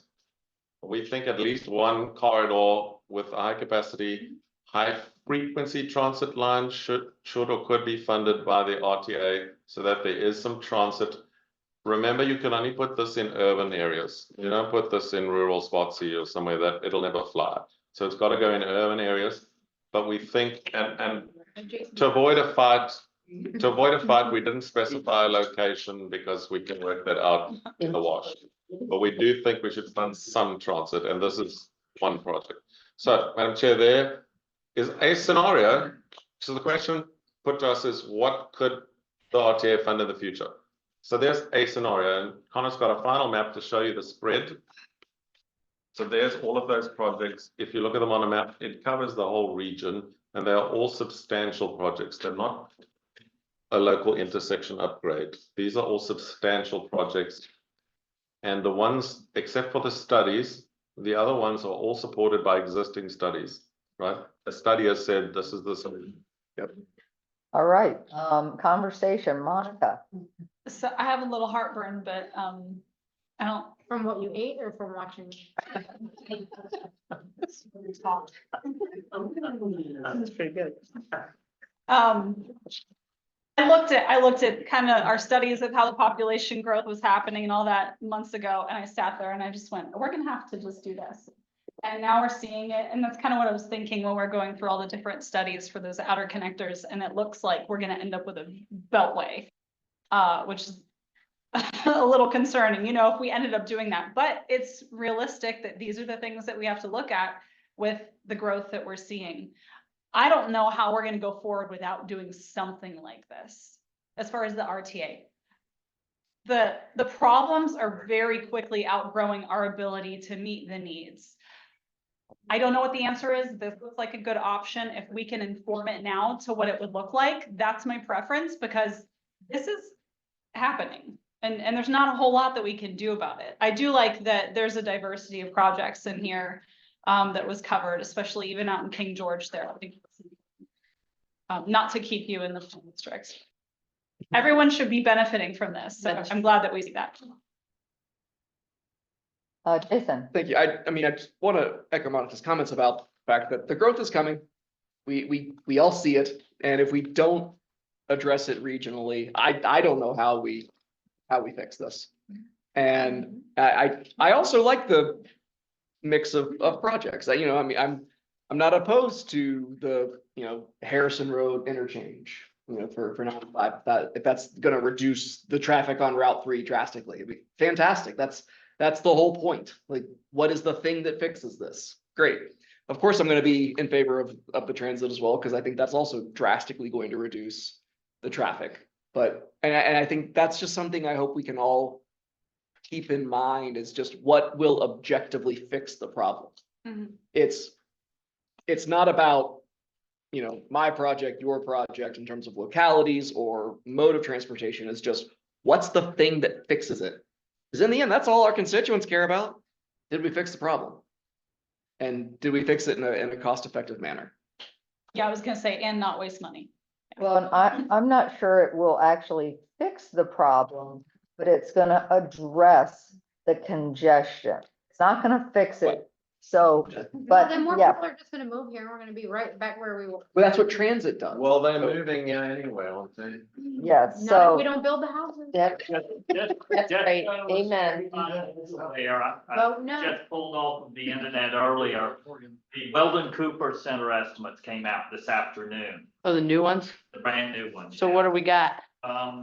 Caroline, since the census, so 3-year period, Caroline has grown by 7%, which is by far not just fastest in our region, but one of the fastest growing in the state. King George, 3.7, Spotsy, 4.8, Stafford at 5.3, and Fredericksburg is down 1%. What are you doing? That's about a 1.6% increase a year for our King George. 5.3, or no, 3.7. 400,000 people by when? Well, that's the region's that's what we population. are right now. Increase, wait a minute, say that, 400,000? We're at 400,000, and right now we're growing at 1.5% a year. The reason why the Fredericksburg number says it's gonna go down, and we know this because we've now dug into the numbers, John and Connor dug into them, is because some years, some of these census and American Community surveys count the population in the university. And some years they count at a time of year when the students have all gone home for the summer. And so because they don't consistently count at the same time every year, the Fredericksburg population has this tendency to fluctuate. So sometimes it goes up, sometimes it goes down, and it makes no sense until you realize there's a large student population that goes and comes back and goes and comes back. And so I'm not overly worried about that small change down in Fredericksburg, because it's probably that their numbers use that problem, and so that's the But problem. over time, is Fredericksburg typically fairly steady? It's growing. So, It's growing, not at like 15%, I think is the growth rate, not per year, over a decade. And that's quite similar to Spotsylvania and King George County. Stafford grows faster generally. Spotsylvania has growth spurts. So from 2019 till 2022 or 23, there was a growth spurt in Spotsylvania. But the average in Spotsylvania is a bit less than Stafford. But there's been this recent spurt where there's been a lot of growth. Anyway, can I ask a question about that? So if it's, overall, the growth is 1.5% for the region. Per year. That doesn't seem like a huge amount. And 15 years from now, we will be at 500,000. Okay, so, That is big. I mean, but people die, people move, people die, you know. Say grow by what it was. Okay, so, What? so, And on the president. so, what is historically, like in areas similar to ours, when you see the 1.5, does that, well, like, what was Fairfax 20 years? So, so hang on, I think we just need to clarify. We vie with Loudoun County for being the fastest growing region in the state of Virginia. Don't think 1.5 sounds little. It compounds. That's And when you have compounding growth rates over 10 years, it Right. adds up to a whole lot more than 10. It's much more than that. So the decadal growth rate for Fredericksburg and Spotsylvania is 14 or 15%, right? That's 15% more people and cars and Yeah. school Okay. buildings and all. In 15 years, it's a 25% change. There you go. It's 25% growth over 15 years. Monica? Yeah, I wanted to say something to your comment, because that's true, and that's, I think about that a lot, because I grew up in Northern Virginia and I watched this happen. It's almost like time travel and then seeing this happen all over again. And I think what we're gonna see, and you know, I'm not a planner, I mean, some courses and stuff like that, but you're gonna see people moving out around that area where we're looking at doing the studies for those outer connectors anyways, because they can't afford to live in certain places, but they are in the area. And so that growth happens in those ways naturally, and that's why the roads end up like that in your more urban areas. And 20 years from now, we may look a lot like some parts of Northern Virginia. I mean, it's just kind of what. So that's why people move down here, because they don't want. I know, I understand They come that. down here to But get away. growth is, it's a symptom of human behavior. We're not gonna stop. I mean, there's so much we can do, I'm not, but stop it. I'm just saying it is gonna happen. Yeah. This region is not going to be the place where people come to escape the city. We are gonna become, we are part of the East Coast megalopolis, Right. period. I don't think for a minute that all of those projects that come out of those studies are going to be built. Some will not. We'll decide that's a Sure. bad idea. I'm gonna push back a little bit on that, Jason. Yeah. Because of what makes at least the Spotsy side to some degree a little bit unique is we have this great terrain feature, the Rappahannock River, right? Yep. And that does allow us to control a little bit more the choices we have because we have less options, right? So these studies, I think, make a lot of sense to do. Okay. But to assume that we're gonna become the Northern Virginia megalopolis extension, I disagree. I mean, I think because we have more opportunity to control that and force things out in a different way. I just feel like, that's why I moved here 20 years ago from Springfield, Alexandria, and we've been able to kind of maintain some of that pushback, so. And I guess We really need to think about that quality of life and not roll over. it's not about rolling over. It's about what's, I mean, I am thinking about what things are gonna look like 2045, 2050. I mean, like 20 years from now, you know, this, you know, if you go back to Fairfax County 20 years ago. There's no park. No, but Right, but no, wait, but it's more that the market forces are going to become too great to ignore, and the sheer, just sheer population will become too great to ignore. And maybe the places that you build in Spotsy, you'll say, we're not gonna build in these areas of the county. Hey, no problem with that. But I think what we're gonna see is in some of those other places, particularly closer to the city limits, you're just gonna go further and further up. Yeah, I don't disagree with you on that. I'm just saying that, you know, when you look to some of the northern, and I can't speak with authority on Loudoun. Sure. They've been able to kind of maintain in the northern part, a certain price point and rural appearance, you know, to some degree. Oh, and I'm not gonna argue with you about like where you build. I'm just talking about the sheer, This type of. Yes. and that is our job. Yes. All right, all good conversation. Chris has the last word here, and then we're gonna move on. We've got 2 more items. Oh, okay, last word. Better make it profound and, Yeah, you better make it good. well, first of all, Well, I have one question. The RTA that we've always been talking about had to be interjurisdictional projects. Some of these are singular jurisdictional projects. So if we don't then revert money back to the jurisdictions to do the projects, they can't fall under that big umbrella of the RTA, or can they? So there is no law which says that they have to be one or the other. Okay. But I think we have to make a sensible decision, and I think the sensible decision is to say that the very large projects should be done by the RTA, right? And smaller projects should be done by the localities with the money they get back from the RTA if you go for that model, right? So a smaller project, do it with your 40 or 50% that you get back. All these bigger projects, even if they fall in one jurisdiction, eventually you're going to have to build them with joint money. But that's why you need to have a spread, because you don't want to not think one jurisdiction's getting favored and the other one not. Which is why we said right at the very beginning of this, if you go for an RTA, start with a list of projects that cover the whole region so that you know what you're getting. You're getting something, you're not getting nothing. Because we might build the one first and the other one second and the other one third, and you need to know up front that there's a commitment to a range of projects. Well, and that's very important that there's the commitment to it.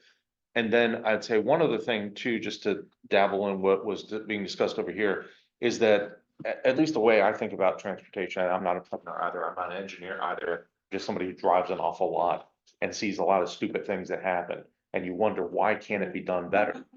Is that we kind of have like a two-tier kind of transportation system. We have the interstate, and we use that as a local road, and our local roads are what suffers. We don't have that local interconnection outside of the interstate at all.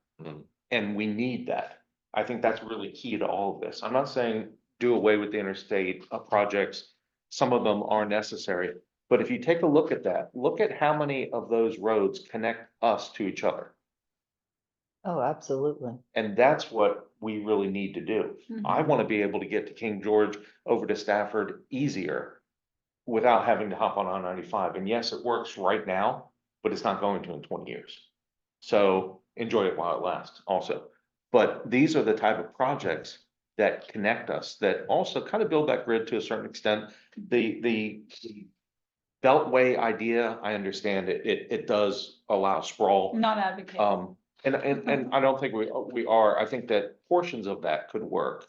But I think that we need to think about that. How do we move in between our jurisdictions without I-95? It'd almost be like take I-95 off of the map. And then let's build our network that we need. And that's how the RTA can come in and fill in those gaps, but only if it's equitable for all of us. Because it's not right that Stafford gets 9 projects and we get 1. Even if it helps just visually, it's just not right, or vice versa. Not to pick on Stafford or the state. Let's pick on the city. Everybody picks on the city. Jason's in the minority tonight. Well, but I Wait, think just what tonight? you've done is you've identified, I mean, you look at some of these north-south connectors, and that's where we struggle the most. Look at the one from Route 3 down to Route Yeah. 1. Right. Your I mean, western it's, Yes. we don't have any north-south connectors, and that's what's killing our region. People don't have the ability to move. And so, like you said, that we're also dependent on 95, and we don't want to be. We don't want to get on 95. So anyway, all right, let's move Thank on you. to our next item. Chair, the next one is the scenario B. Again, don't shoot us. This is a scenario, but we had to answer the final question from the first set of questions, which is what could we have funded in the past if we had this money, right? So again, it's a scenario. So you might have picked other projects, but John is going to tell you what I had to walk you through. details we use to put this list, but there's no long slide presentation. We're just explaining the list so you know what it is and you have it with you. And so this was something that I had to build out through the existing documents. A lot of that kitchen sink. Here, and I'll make a quick note. From 2013 through 2022, I lived here 20 years ago. I lived in North Carolina during that time. So I'm really having to guess which projects would move through. In this package, it's supported across all 5 jurisdictions. And it's actually sorted by cost as well. So you can actually go from the top of the project, and forgive me, I-95 is the first. But it goes all the way down to smaller projects where it might actually include paving unpaved roads as well. So it's a whole gamut. And what I did was, did one assumption. Any projects that we approved and are building, we would have funded those. Okay, fine, let's move those a little aside and say, we might have used RTA funding for those, we might not, but there would have been additional funds available and we could work down the list. So I went through and tried to identify projects that were not moving through the CLRP. They were, if they were in the rural area, they might have been on the rural need list for a while. Some of these might have actually been brought up by your jurisdiction, kind of got tired of waiting for the regional efforts and just said, we're gonna fund it and push it through. I think like the ladies, Smith widening is that, but I would probably have said in 2013 through 2000 or 2020, that might have actually come up and it probably would have been kind of moved through the pipeline a little faster and would have had RTA funds and not some other funding solutions, although it would probably be kind of a mix. So you have the projects listed and costs moving down, as well as we made some assumptions that, particularly looking at smart scale in previous history, smart scale is very, very kind of sensitive on projects that are more than $30 million needing leverage funding. That's been kind of a quiet historical thing that Kerry will get into later. So we assume that any project at $25 million and up, the RTA would put 40% local match towards those projects. And in some cases, you might only need 10% in smart scale leverage. In other cases, your smart scale, your leverage funding can be in the billions and your request be in the millions. So it can be a wide range, but we said 40%, okay, let's just pull that. In the range between 15 and 25 million, we said it was probable. We went ahead and just assumed the RTA is going to full cost just to kind of get an order of magnitude scale. But realistically, we'll be leveraging funds even further in less than $15 million. But we wanted to say, how much of this list could we pull up? Because we don't know where the leverage funding equation is going to finally land up. And then any project that was under 50 million or 15 million, sorry, we were saying, okay, let's go ahead and throw that whole pot into the RTA. And so you get a wide range. We didn't worry about the RTA versus locality split because we assumed that there's going to be a lot of need in that. If we do a local split, the RTA, kind of the mechanisms behind it might actually start funding those so that, say, the finding of a smaller road or a smaller section is be covered by RTA fund, but it might not be through that same mechanism. So we provide a list.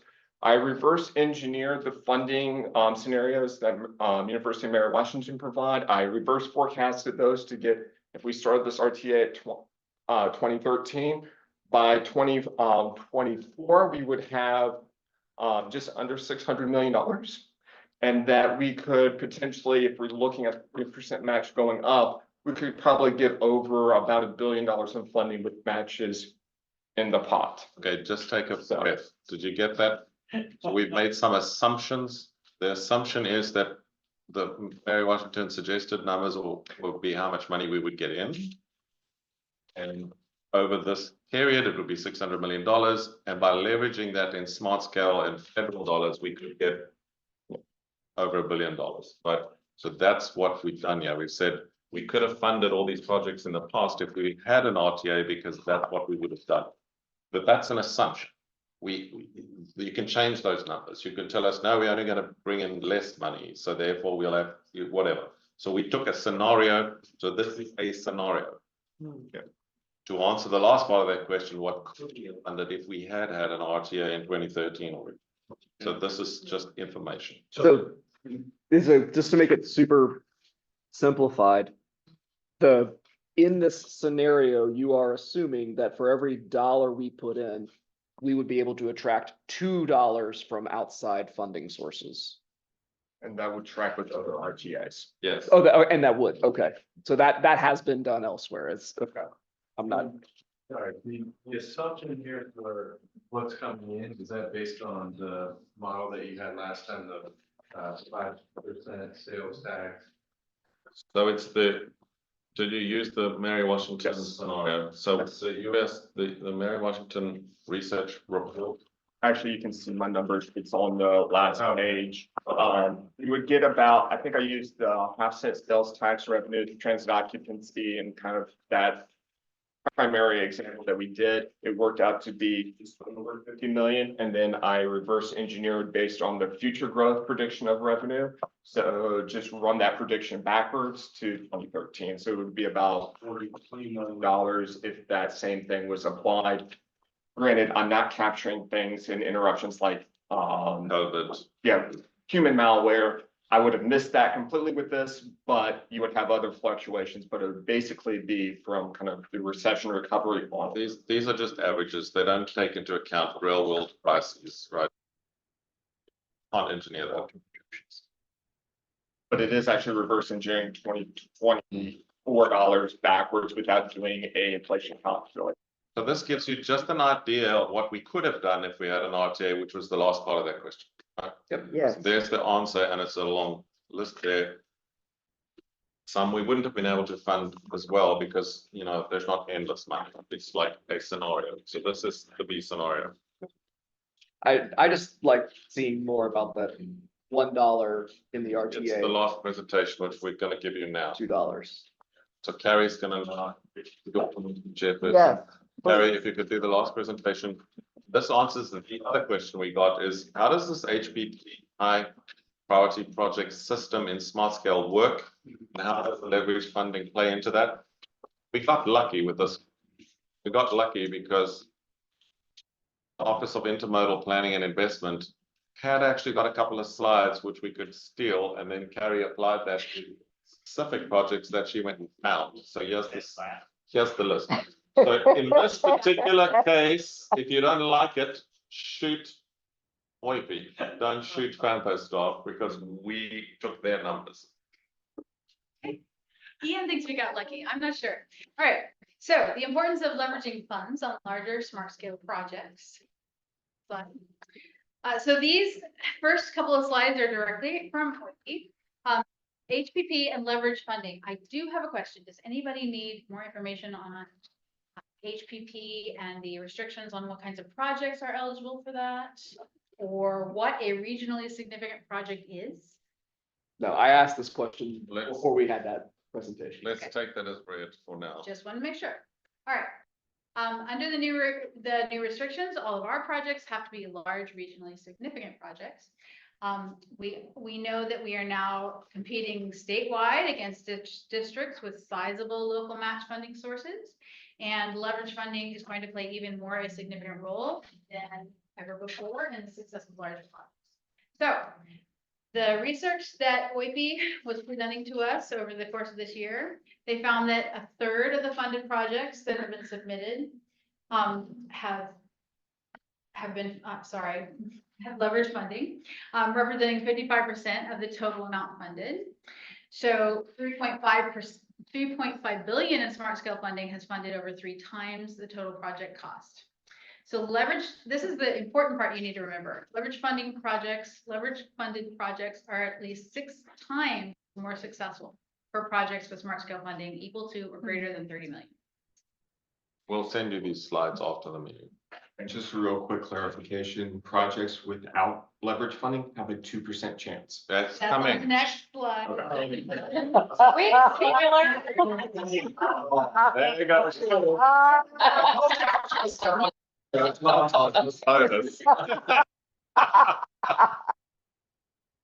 All right, go ahead, Carry on. Carrie. All right. So as John was saying, leverage project preference success rate by funding tier just goes up with the size of your project. You can see here, if your project is less than 10 million, it's 48% to 60%, 10 million to 30 million, 20% to 29. But you see in that $30 million range, which is what they're trying to get MPOs and PDCs to submit, you have a huge difference in your success rate. 3% success rate if the project is more than $30 million. If you If don't you have any. don't put in leverage funding, that's a problem. That's insane. Do you know a traffic circle now costs $10 million? A traffic circle. And they're saying when you get over $30 million, Only 3% are gonna succeed if you don't put in leverage funding. Only 3% of the people know how to drive in one. They're all from New Jersey. Oh. Or they live in my neighborhood. Yeah, so it's gonna make a huge difference, the problem. Next slide. All right, so I know that what was asked for was a direct comparison between two comparable projects, one with leverage funding that was successful and one that did not have leverage funding and thus was not successful. But unfortunately, CTB does not publish prior rounds, prior to round 5, all of the projects. They only publish the funded projects. So I was unable to do that research, but I have reached out to CTV staff to try to get you guys a better example. And I can hopefully have that for the next meeting if you still want that. But so with these examples, we're just going to take a look at some of the other aspects of leverage funding and how it works in Smart Scale. So this is a scorecard. Every one of our projects gets scored like this. The scorecard displays scores for example, this Hampton Roads project, this very gigantic Hampton Roads project, and calculates the final Smart Scale project score, sorry. The project benefit is per 10 million of Smart Scale costs. So its Smart Scale score is a cost benefit ratio. So all else being equal for your project, the more leverage funding, the higher your Smart Scale score. So Hampton Roads is an example of one of these places that have a vast amount of funding available to them through their RTA. You can see that they are only requesting 200 million from Smart Scale for a $3 billion project. This will be one of the competing areas that we're going to be against now statewide for state transportation dollars. So we put in a project for 50 million and we've got 0 match. And we're competing against one that puts in that's asking for 200 million and they put in 2 point whatever billion dollars. It's just problematic. Drew. Ma'am, because that's a strategic, national strategic area, and it's a huge shipyard and port, what skews their ability, what is fun, is that is that a factor? There are a lot of different factors, and this is just one example I pulled from Hampton Roads. But in general, they have a lot of funding for their RTA, and this is just their biggest project, but they have a lot of big projects that they can put a lot of money on. The Smart Scale, you're talking about the Smart Scale methodology. Yeah, just the fact that they're weighted with all these national level. So there, if you look, Well, okay. Yeah, I think he's asking more about the Smart Scale method. Okay, so you can. look at the factors there. Yeah, you can see the factors. So the congestion mitigation, safety, accessibility, economic development, environment, and land use. All of the projects are scored by those factors, no matter where they're located. No matter how, okay. Now, they have different weights depending on whether they're area A, B, C, or D. Okay. But those are the factors, and no others. So this is just an example of, because they can and they do have, this is what we're up against, that's it. Yes. Okay, I got it. Thank you. We've got a second example also to show. Yeah, and then Wouldn't you also think, Carrie, though, that given the tremendous amount of growth out of Hampton Shipyard, that they're getting additional money, Yeah. I would think, given the growth in the Commonwealth and all the expansion down there. Wouldn't you think? Well, they With- asked in the port? they This asked is for a again, though, it's- specific amount. that still goes with the leverage funding. Correct, They correct, asked though for a specific amount, 200 million. right. We're asking for that specific amount. It's not a variable, so we need this amount. And we've got all this other amount to match. No one turns them down, right? They get the 200. Absolutely. Now we've got one more example, which is a little smaller scale, so Smaller that's scale. not so. So this example is a much smaller scale, a much smaller project.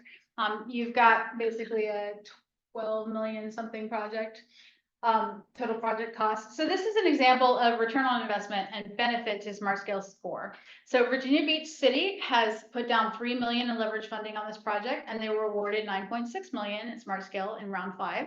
This is a greater than 1 to 3 return on investment. This also slightly raised the Smart Scale score, further ensuring its success. So since the score is a calculation of cost to benefit, any leverage funding that you can put on a project will give it an advantage over similar projects without such funding. So you can see that at the bottom there, you've got the bottom of the scorecard, you've got project benefit, 5.7, and then smart scale cost. And then at the bottom, smart scale score, it's given it just a little bump in that smart scale score because of the leverage funding. So then the score goes up, so the project that had just the same score as them doesn't get the funding, because that one goes up a couple of points, right? And remember, it's just a few points that make a difference between whether you get the money or not. Assuming there's no political interference, right? I'm just, Right, just the methodology gives you a bonus by putting in leverage money, period. It's just math. Yeah, it's just simple. Yeah, there's no political tweaking, like this part is just math. so that's the way it works, and because they removed So they moved Two. to step 2. step two, because so- they removed step 2 in the funding allocation, the funding now makes a bigger difference than it used. Yeah. Because in step 2, you could get your project approved before they looked at how much leverage funding you put in. Now they can't. Now they first look at your leverage funding before they the score decision. Yeah. Changed, and it changed in December when they put up their hands and voted. Yep. Right. Okay, so that's basically what I had to say. That's all we have to, in terms of presentations for you tonight, Chair. Happy to Okay. take questions or listen to discussion, but that's answers to the 2 questions we've got. All right. Quite substantial questions, so it took us a while to prepare your answers. We've been working for weeks on this, so Well, and I really want to thank, and I know on behalf of the whole subcommittee that's here, thanks staff. yeah. Yes, thank you very much. Really. Yes, thank you to John and Connor and Carrie and Becky and Cully and everybody who worked on this. It was Yeah. And your hot off the press information on population shift from Weldon. All right, so where do we want to go from here? I think we need to digest this for a little bit. And then, did we say we were gonna meet Oh, we're monthly? meeting every month. There's Okay, all right. We need a date from every you month. for February, March, and Be April. here, be square. Schedule. Actually, I was gonna say that in all seriousness. What? I was gonna suggest the 29th. It's the 4th Thursday, I believe. Or it's the fifth Thursday. Yeah, thank Why you. Yeah, do right. we meet every month? Well, no, because right, because you can't have a meeting on that's right, because it's the 5th Yes, or something. You adopt can't it. have a meeting on the 5th, something recurring, because no one has we don't, you can't say there. True. Right. So that would be an extra. Or no? We have an extra, right, so it's the 5th Thursday. No one has a monthly 5th Thursday meeting. It can't happen. That's why I suggested. That's why I suggested tonight, but actually last, as the 5th, because like 5th Monday, no one's got a 5th Monday recurring meeting. Yeah, but- So, yeah, I would suggest the What'll 5th happen Thursday. is if you You're making a joke, but it's actually, Well, no, I mean, an extra. Getting everybody Yeah. back. Day of the week. yeah, It's That's actually, right, I knew that. yeah, but it's better to do this 3 months in a row and get it done, or 4 months in a row. And then when the weather I gets, have to do it during the budget. I would focus on. Try to So- do it. Sure. okay, so what is the will of the committee? I'll start with Laura. Well, I mean, I think February we should meet. The 29th is fine. I don't have anything that evening. I did, yeah. I mean, to echo, I mean, that, you're right, it is an extra day that would not be normally on the cycle on anybody's, I would think, Right, unless someone's being mischievous staff. we have bigger questions than that. all right, Kathy, 29th is fine. okay. I'll go down to Jason and jump across to Monica, 29th. okay, I'm Monica, good with this one. okay, Chris. Do you want to set a March date as well? Um, I mean, after 3 meetings, you might decide you've had enough, right? I don't know, but I would suggest you That's Good Friday. do a couple of, okay, well, that's right. I've got all the budget calendars for March. We don't know what Right. our budget's gonna look like. I mean, at this point, Madam Chair, if I may. Not on the 29th though, right? The question on the table, first there's the question of, are we going to suggest an RTA? And then If no, stop. If yes, then the question becomes the division of the percentage of funds that are raised by the RTA. And then and then we go into the questions of prioritization of projects or what sort of, bylaws the RTA would operate under. If I may suggest, at the next meeting, in the interest of time, so we're not gonna keep dragging this out for, for 5 months theoretically. That our agenda consists of determining whether or not we want to continue the pursuit of an RTA, because I do feel at this point we have talked this issue through enough. And then also, if we decide we want to do an RTA, then start to break down the mechanics of it with those very specific questions of funding percentage, how do we prioritize projects, and other issues, maybe at the recommendation of staff that need to be decided upon by the subcommittee. The controversial one will be taxes, which. And funding then sources. Exactly. And percentage. Right. What sources, what the percentage would be. I think that would probably be our most productive way forward, but that's just a suggestion. If you answer those 4 questions, most of the work's done. Can't Right. answer that everywhere. At least, yeah, till we get. Monica? So I would suggest that we would actually move into that because we're not gonna be able to really make decisions about what we wanna do until we see how we're potentially going to do it and what impacts that would have. So I think we need to start talking about that.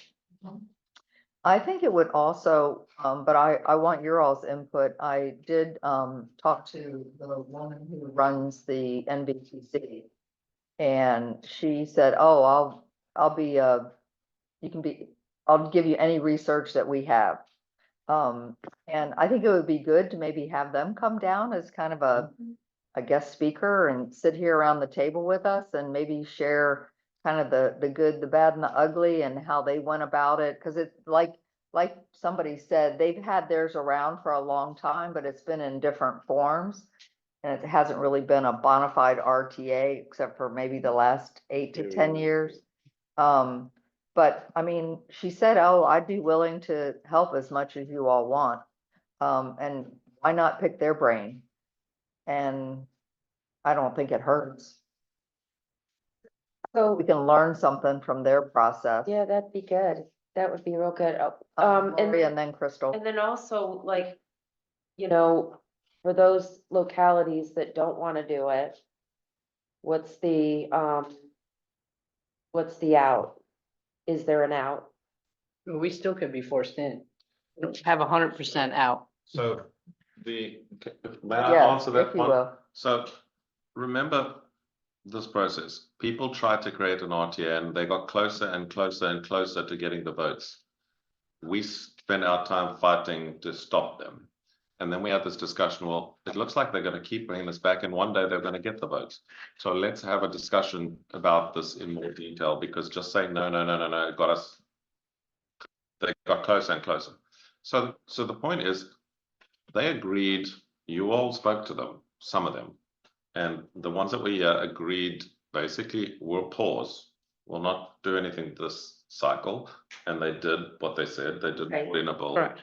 And so they're hoping we're going to come back to them with what we think, and I don't know, that's up to you all. We can come back to them with a variety of responses. Response 1 could be, no, we still hate it, stop. Response 2 could be, we want it, but only these 3 or 4 jurisdictions want it, not all of them. And here are the ones that are definitely not wanting to be part of it. And here are the ones that would consider it if you do the right thing and get the right measures in place, right? That could be the response. The response could be, here's a resolution from FAMPO or from GWRC saying that these ones want in, these ones want out. Please don't just go wild and do this without us, right? I can't promise you that'll work. What I can promise you is that publicly we will say that's what we want, and we'll try, and we'll talk to them, and you'll talk to them. Right. So we're trying to respond here before this gets done to say, stop it altogether, or some of us want to be in it, or all of us want to be in it, but there's conditions, and here are the conditions we have, and give them a list of conditions. We're trying to preempt a crisis by giving a response from us whether or not they do what we say is a matter of politics, and that's where I step back, because I'm not in politics. And I mean, I think that's where we all understood that we put the brakes on it. We wanted to have more of a say, but we're still not. You know, I think if a vote was taken tonight, Stafford and Fredericksburg would be a go for this, right? I mean, that's my sense, and, you know, Spotsy would perhaps be the odd people out at this juncture, right now. I just wanna always have in mind what are the localities' options, whether they're in or out. We always have that, and so that's all I'm saying is I just wanna know. We wanna sit around the table, we wanna come up with something, but I'm still concerned about it because it is a tax. The No best, matter how you slice it, and the state they're going to probably raise, what, a 1% sales tax? well, that's. Is that what's out there right now? For that reason, I actually Well, let agree me go over with Ms. this. Manoush to say that we should delay talking about the taxes. So there's two proposals right now to increase sales tax by 1%. One is a state mandate in the governor's budget. So the second is a local option, which Stafford is asking for to be able to use that 1% to build our new schools. And so when our delegation came, they were not realizing that this RTA was directly in conflict with the building of the new schools, which is ultimately why they pulled the brakes on it. Josh Cole, I've talked to him after, he was like, I had no idea that was the case and didn't realize that that would be a problem because no constituents are gonna get their taxes raised by 1% and then go vote the very same year to go raise them another percent to build schools. And so we gotta wait and see what happens with this budget. The 1% on the sales tax, and it's gonna be a local option, right? The way the General Assembly is doing it is two ways, one for Stafford and another one for every locality to be able to do that.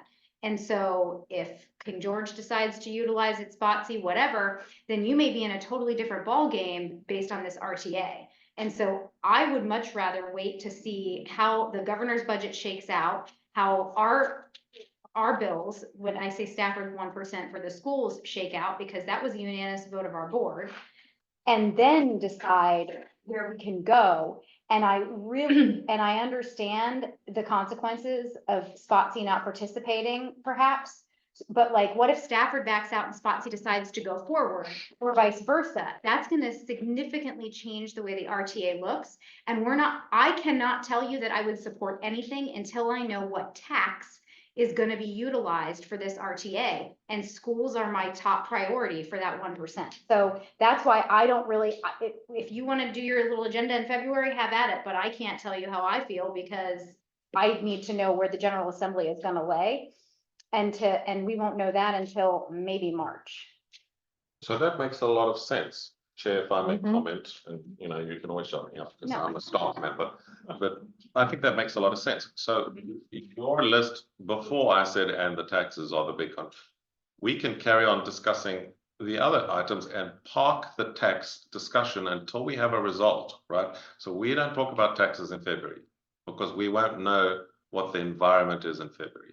So we park, I would suggest we agree to park the discussion about which taxes we could live with until after we have more information. But you could discuss those other things that you raised. Project prioritization and the split. Yes. But how can you prioritize a project if you don't know how much money you have to spend? Because the sales tax is like the 50 to No, 100 it's a methodology of, versus $1 to $2 million. It's a significant. oh, no, I'm not saying prioritizing individual named projects. I'm saying, what is your methodology for How will we prioritizing choose future projects that we don't even know what But they're that going would to be? also be dependent on how much money we have. We might decide sidewalks is what we want to fund if we're only spending $1 million a year. I think it all is predicated on how much money you have to spend. But let me go over here to Steve. I will say that the general feeling in Richmond is that it will be not just the Stafford 1%, but all localities Yeah. allowed to use that option. And then I will say part two of that, we do have to remember we are in a divided general, well, it's unified, but our governor is a different party. So this budget process could again be drawn out to July. And I think it might be with how many big projects that we're all thinking about down in Richmond. You have the Monumental Center in Arlington, that's gonna be a big battle, and that might draw it out quite a while. So I wouldn't even say by the end of General Assembly, will you have a budget? They're gonna be in conferees for quite a while, trying to figure out exactly what that budget looks like. Okay, on the 1% statewide, what is the vote that you have to have of your locality? Because I've heard 50% and I've heard 75. I think it's 6, Is it 60? so I might have just added a third. Yeah, I can. Okay, Let me look at it right quick. okay. Monica, Yeah, thank you. Yeah. I don't see the issue with looking at the funding mechanisms. I think that delaying that is just another delay. And I actually disagree. I think if we voted today, then it may not happen, because I know that there's some on my board that don't want it and have been vocal about that. But I think that we need to continue to look at all the information. We can't make decisions. It doesn't, we're not making a decision on what those funding mechanisms will be or what the tax will look like, but we can at least look at it and talk about it, because we're not going to get to a decision unless we have that information. And I know that you really want to see that information in particular. There's no harm in looking at it. Even if things change, then we adjust numbers. I mean, and different mechanisms. So it makes sense to do it now, to me. hey Kathy, Well, for King George, it's about the taxes and about the percentage we get. That's like a big, because we already, if you listen to a lot of King George residents, because of the real estate tax assessment, we tax them to forever. So that's a big sore point. So the percentage we would get back, the 60-40, I mean, my board, that's a no-go. That's just too much. Then we'd only get 40, and it's what taxes and percentage. So that's an important part of the discussion.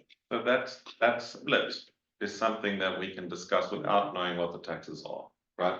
But I'm supposed to give you advice and then you decide not to take it or whatever, but my advice would be park the discussion on which taxes should be involved.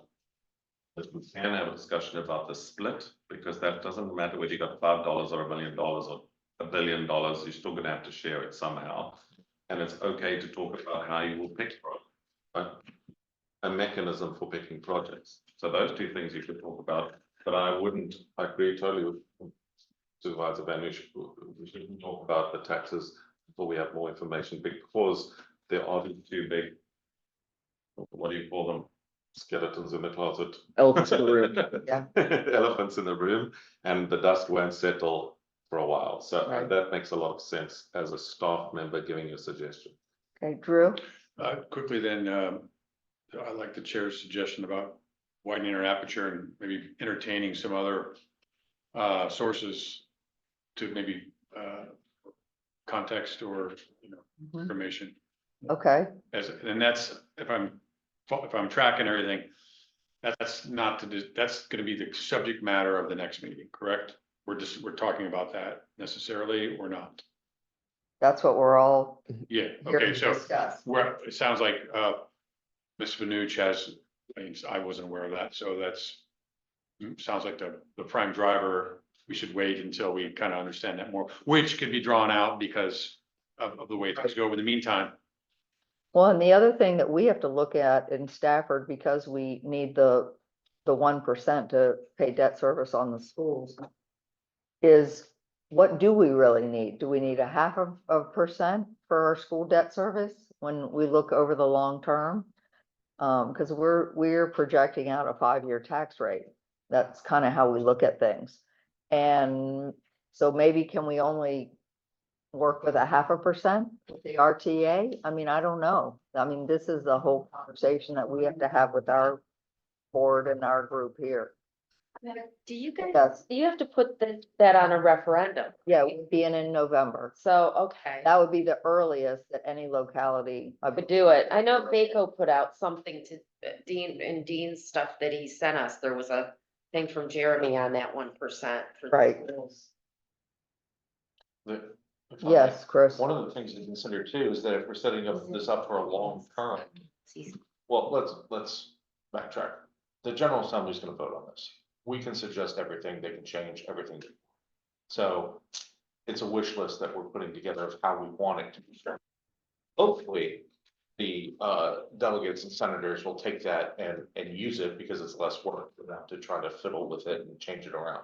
So the more sense that it makes for us, hopefully they'll just sign off on it. So I do think we should put some of that work into it. But the other thing to consider too is that sales tax is not always going to be around as it is today. It's gonna drop off considerably, and when that happens, what happens to the revenue for the project? So I think we need to look at this in a short term, what can we get done? And then the next short term, what can we get done? This is not a long-term 30-year funding stream. It's like with the gas tax. Everything goes electric, that goes away. How do you pay for maintenance? Then we're back to localities picking up the tab for VDOT, which our 6-year plan used to pay for new road construction, and it pays for maintenance now. So we need to keep all that kind of stuff in mind and be very deliberate in what we're doing and be very specific in what we're doing, because this might be something that only lasts for a very finite bit of time, because smart scale changes and the way that they do that changes and the pot of money changes and everything changes. So I think that we work on what we want to get accomplished in the short term, send it down to Richmond. Hopefully they're okay with that. But for the next meeting, I agree. We don't do anything with taxes. We don't go into any of that kind of stuff. We structure it, listen to Caroline and King George, see what can we come up that benefits them the most, that they still wouldn't mind being part of it. Because the whole thing is we are not here to, and I know not one of us is here to screw over anybody else at all. We want to make sure that it's as equitable as it can be for everybody. But again, when the assembly gets hold of it, they can do anything to it. So we need to at least try to think of what all the different angles that we can that are possible before we go forward with anything else. That's why I'd like to continue meeting with this, because if not, summer comes. I mean, we don't even meet July, August, July. Yeah, we only have But one. that's a meeting. really good No. point, Chris, that this could be for a very finite period of time. And look at what happened where they have all the new transportation funding where VREs they're all scraping off the top now, and that all new transportation funding. And what's gonna happen with WMATA? Right. I mean, they're not gonna address that in this year's General Assembly. That has such an economic development impact in the whole state. They're not gonna let WMATA go on, right? So there's gonna be a lot more on that for the next couple of years. So, yeah. All very good points. Monica? Yeah, just one last small thing, to kind of think about what Chris was saying. You know, I think about if we had an opportunity to inform certain legislation, and I feel like that's what this is. Like, if I could just roll back and be like, okay, if you're gonna tell us we can't ask for proffers from developers, would you do this instead? You know what I mean? Well, right, but now that we're together as a policy board and we can inform that, and they have said we'll be receptive, this is a really good opportunity to say, if you're going to, these are our preferences. Even if everyone's not on board, if it does happen, at least we're getting a better circumstance of the situation for everyone. So for me, that's what this is. So the 3 things you want us as staff to do are to try to find out, or with your help, find out how the RTA funds are distributed among the jurisdictions, and we've got some help there. You want us just to give you the costs of the I-95 bridges, the segments, and you want us in this bigger list to highlight the ones that have already received funding. For the next meeting, do you want to invite a guest from the Transportation Authority to give you some information? Yeah. Sure. And have a discussion about the split and how to choose projects. Yeah, and I what you wanna think do? we have a conversation with her, just looking at complexity of our region. You know, the fact that, King George and Caroline are rural, who do you have up in that area that is a part of your regional transportation authority, and how does it impact that? And then really all of us. So I'll make that phone call and talk Very to her, happy. and then I'll turn her over to you. I'm Yeah. very, very happy for you to make it. Madam Chair, Okay. too. Yes. Just as a reminder, we discussed this early on, and Stafford attorneys were very helpful in drafting the original kind of scenarios of the document. The GWRC attorney help draft the legislation and the bylaws for the Richmond RTA. Okay, So at some point, if they can be of any help, okay, we can bring They're Eric in. available, yeah. all right, great, thank you, Yes. Chip. And they've done it once before, so it's not like. Right, From both helpful standpoint, they could perhaps give advice and what's possible, what's not possible, as much as help draft something later. okay, okay. All right, anything else? Thank you for everybody coming, and again, thank you for our constituents and interested parties coming. And again, for staff and all your work. Thanks very much. You. Thanks, everybody. Appreciate it. Yeah.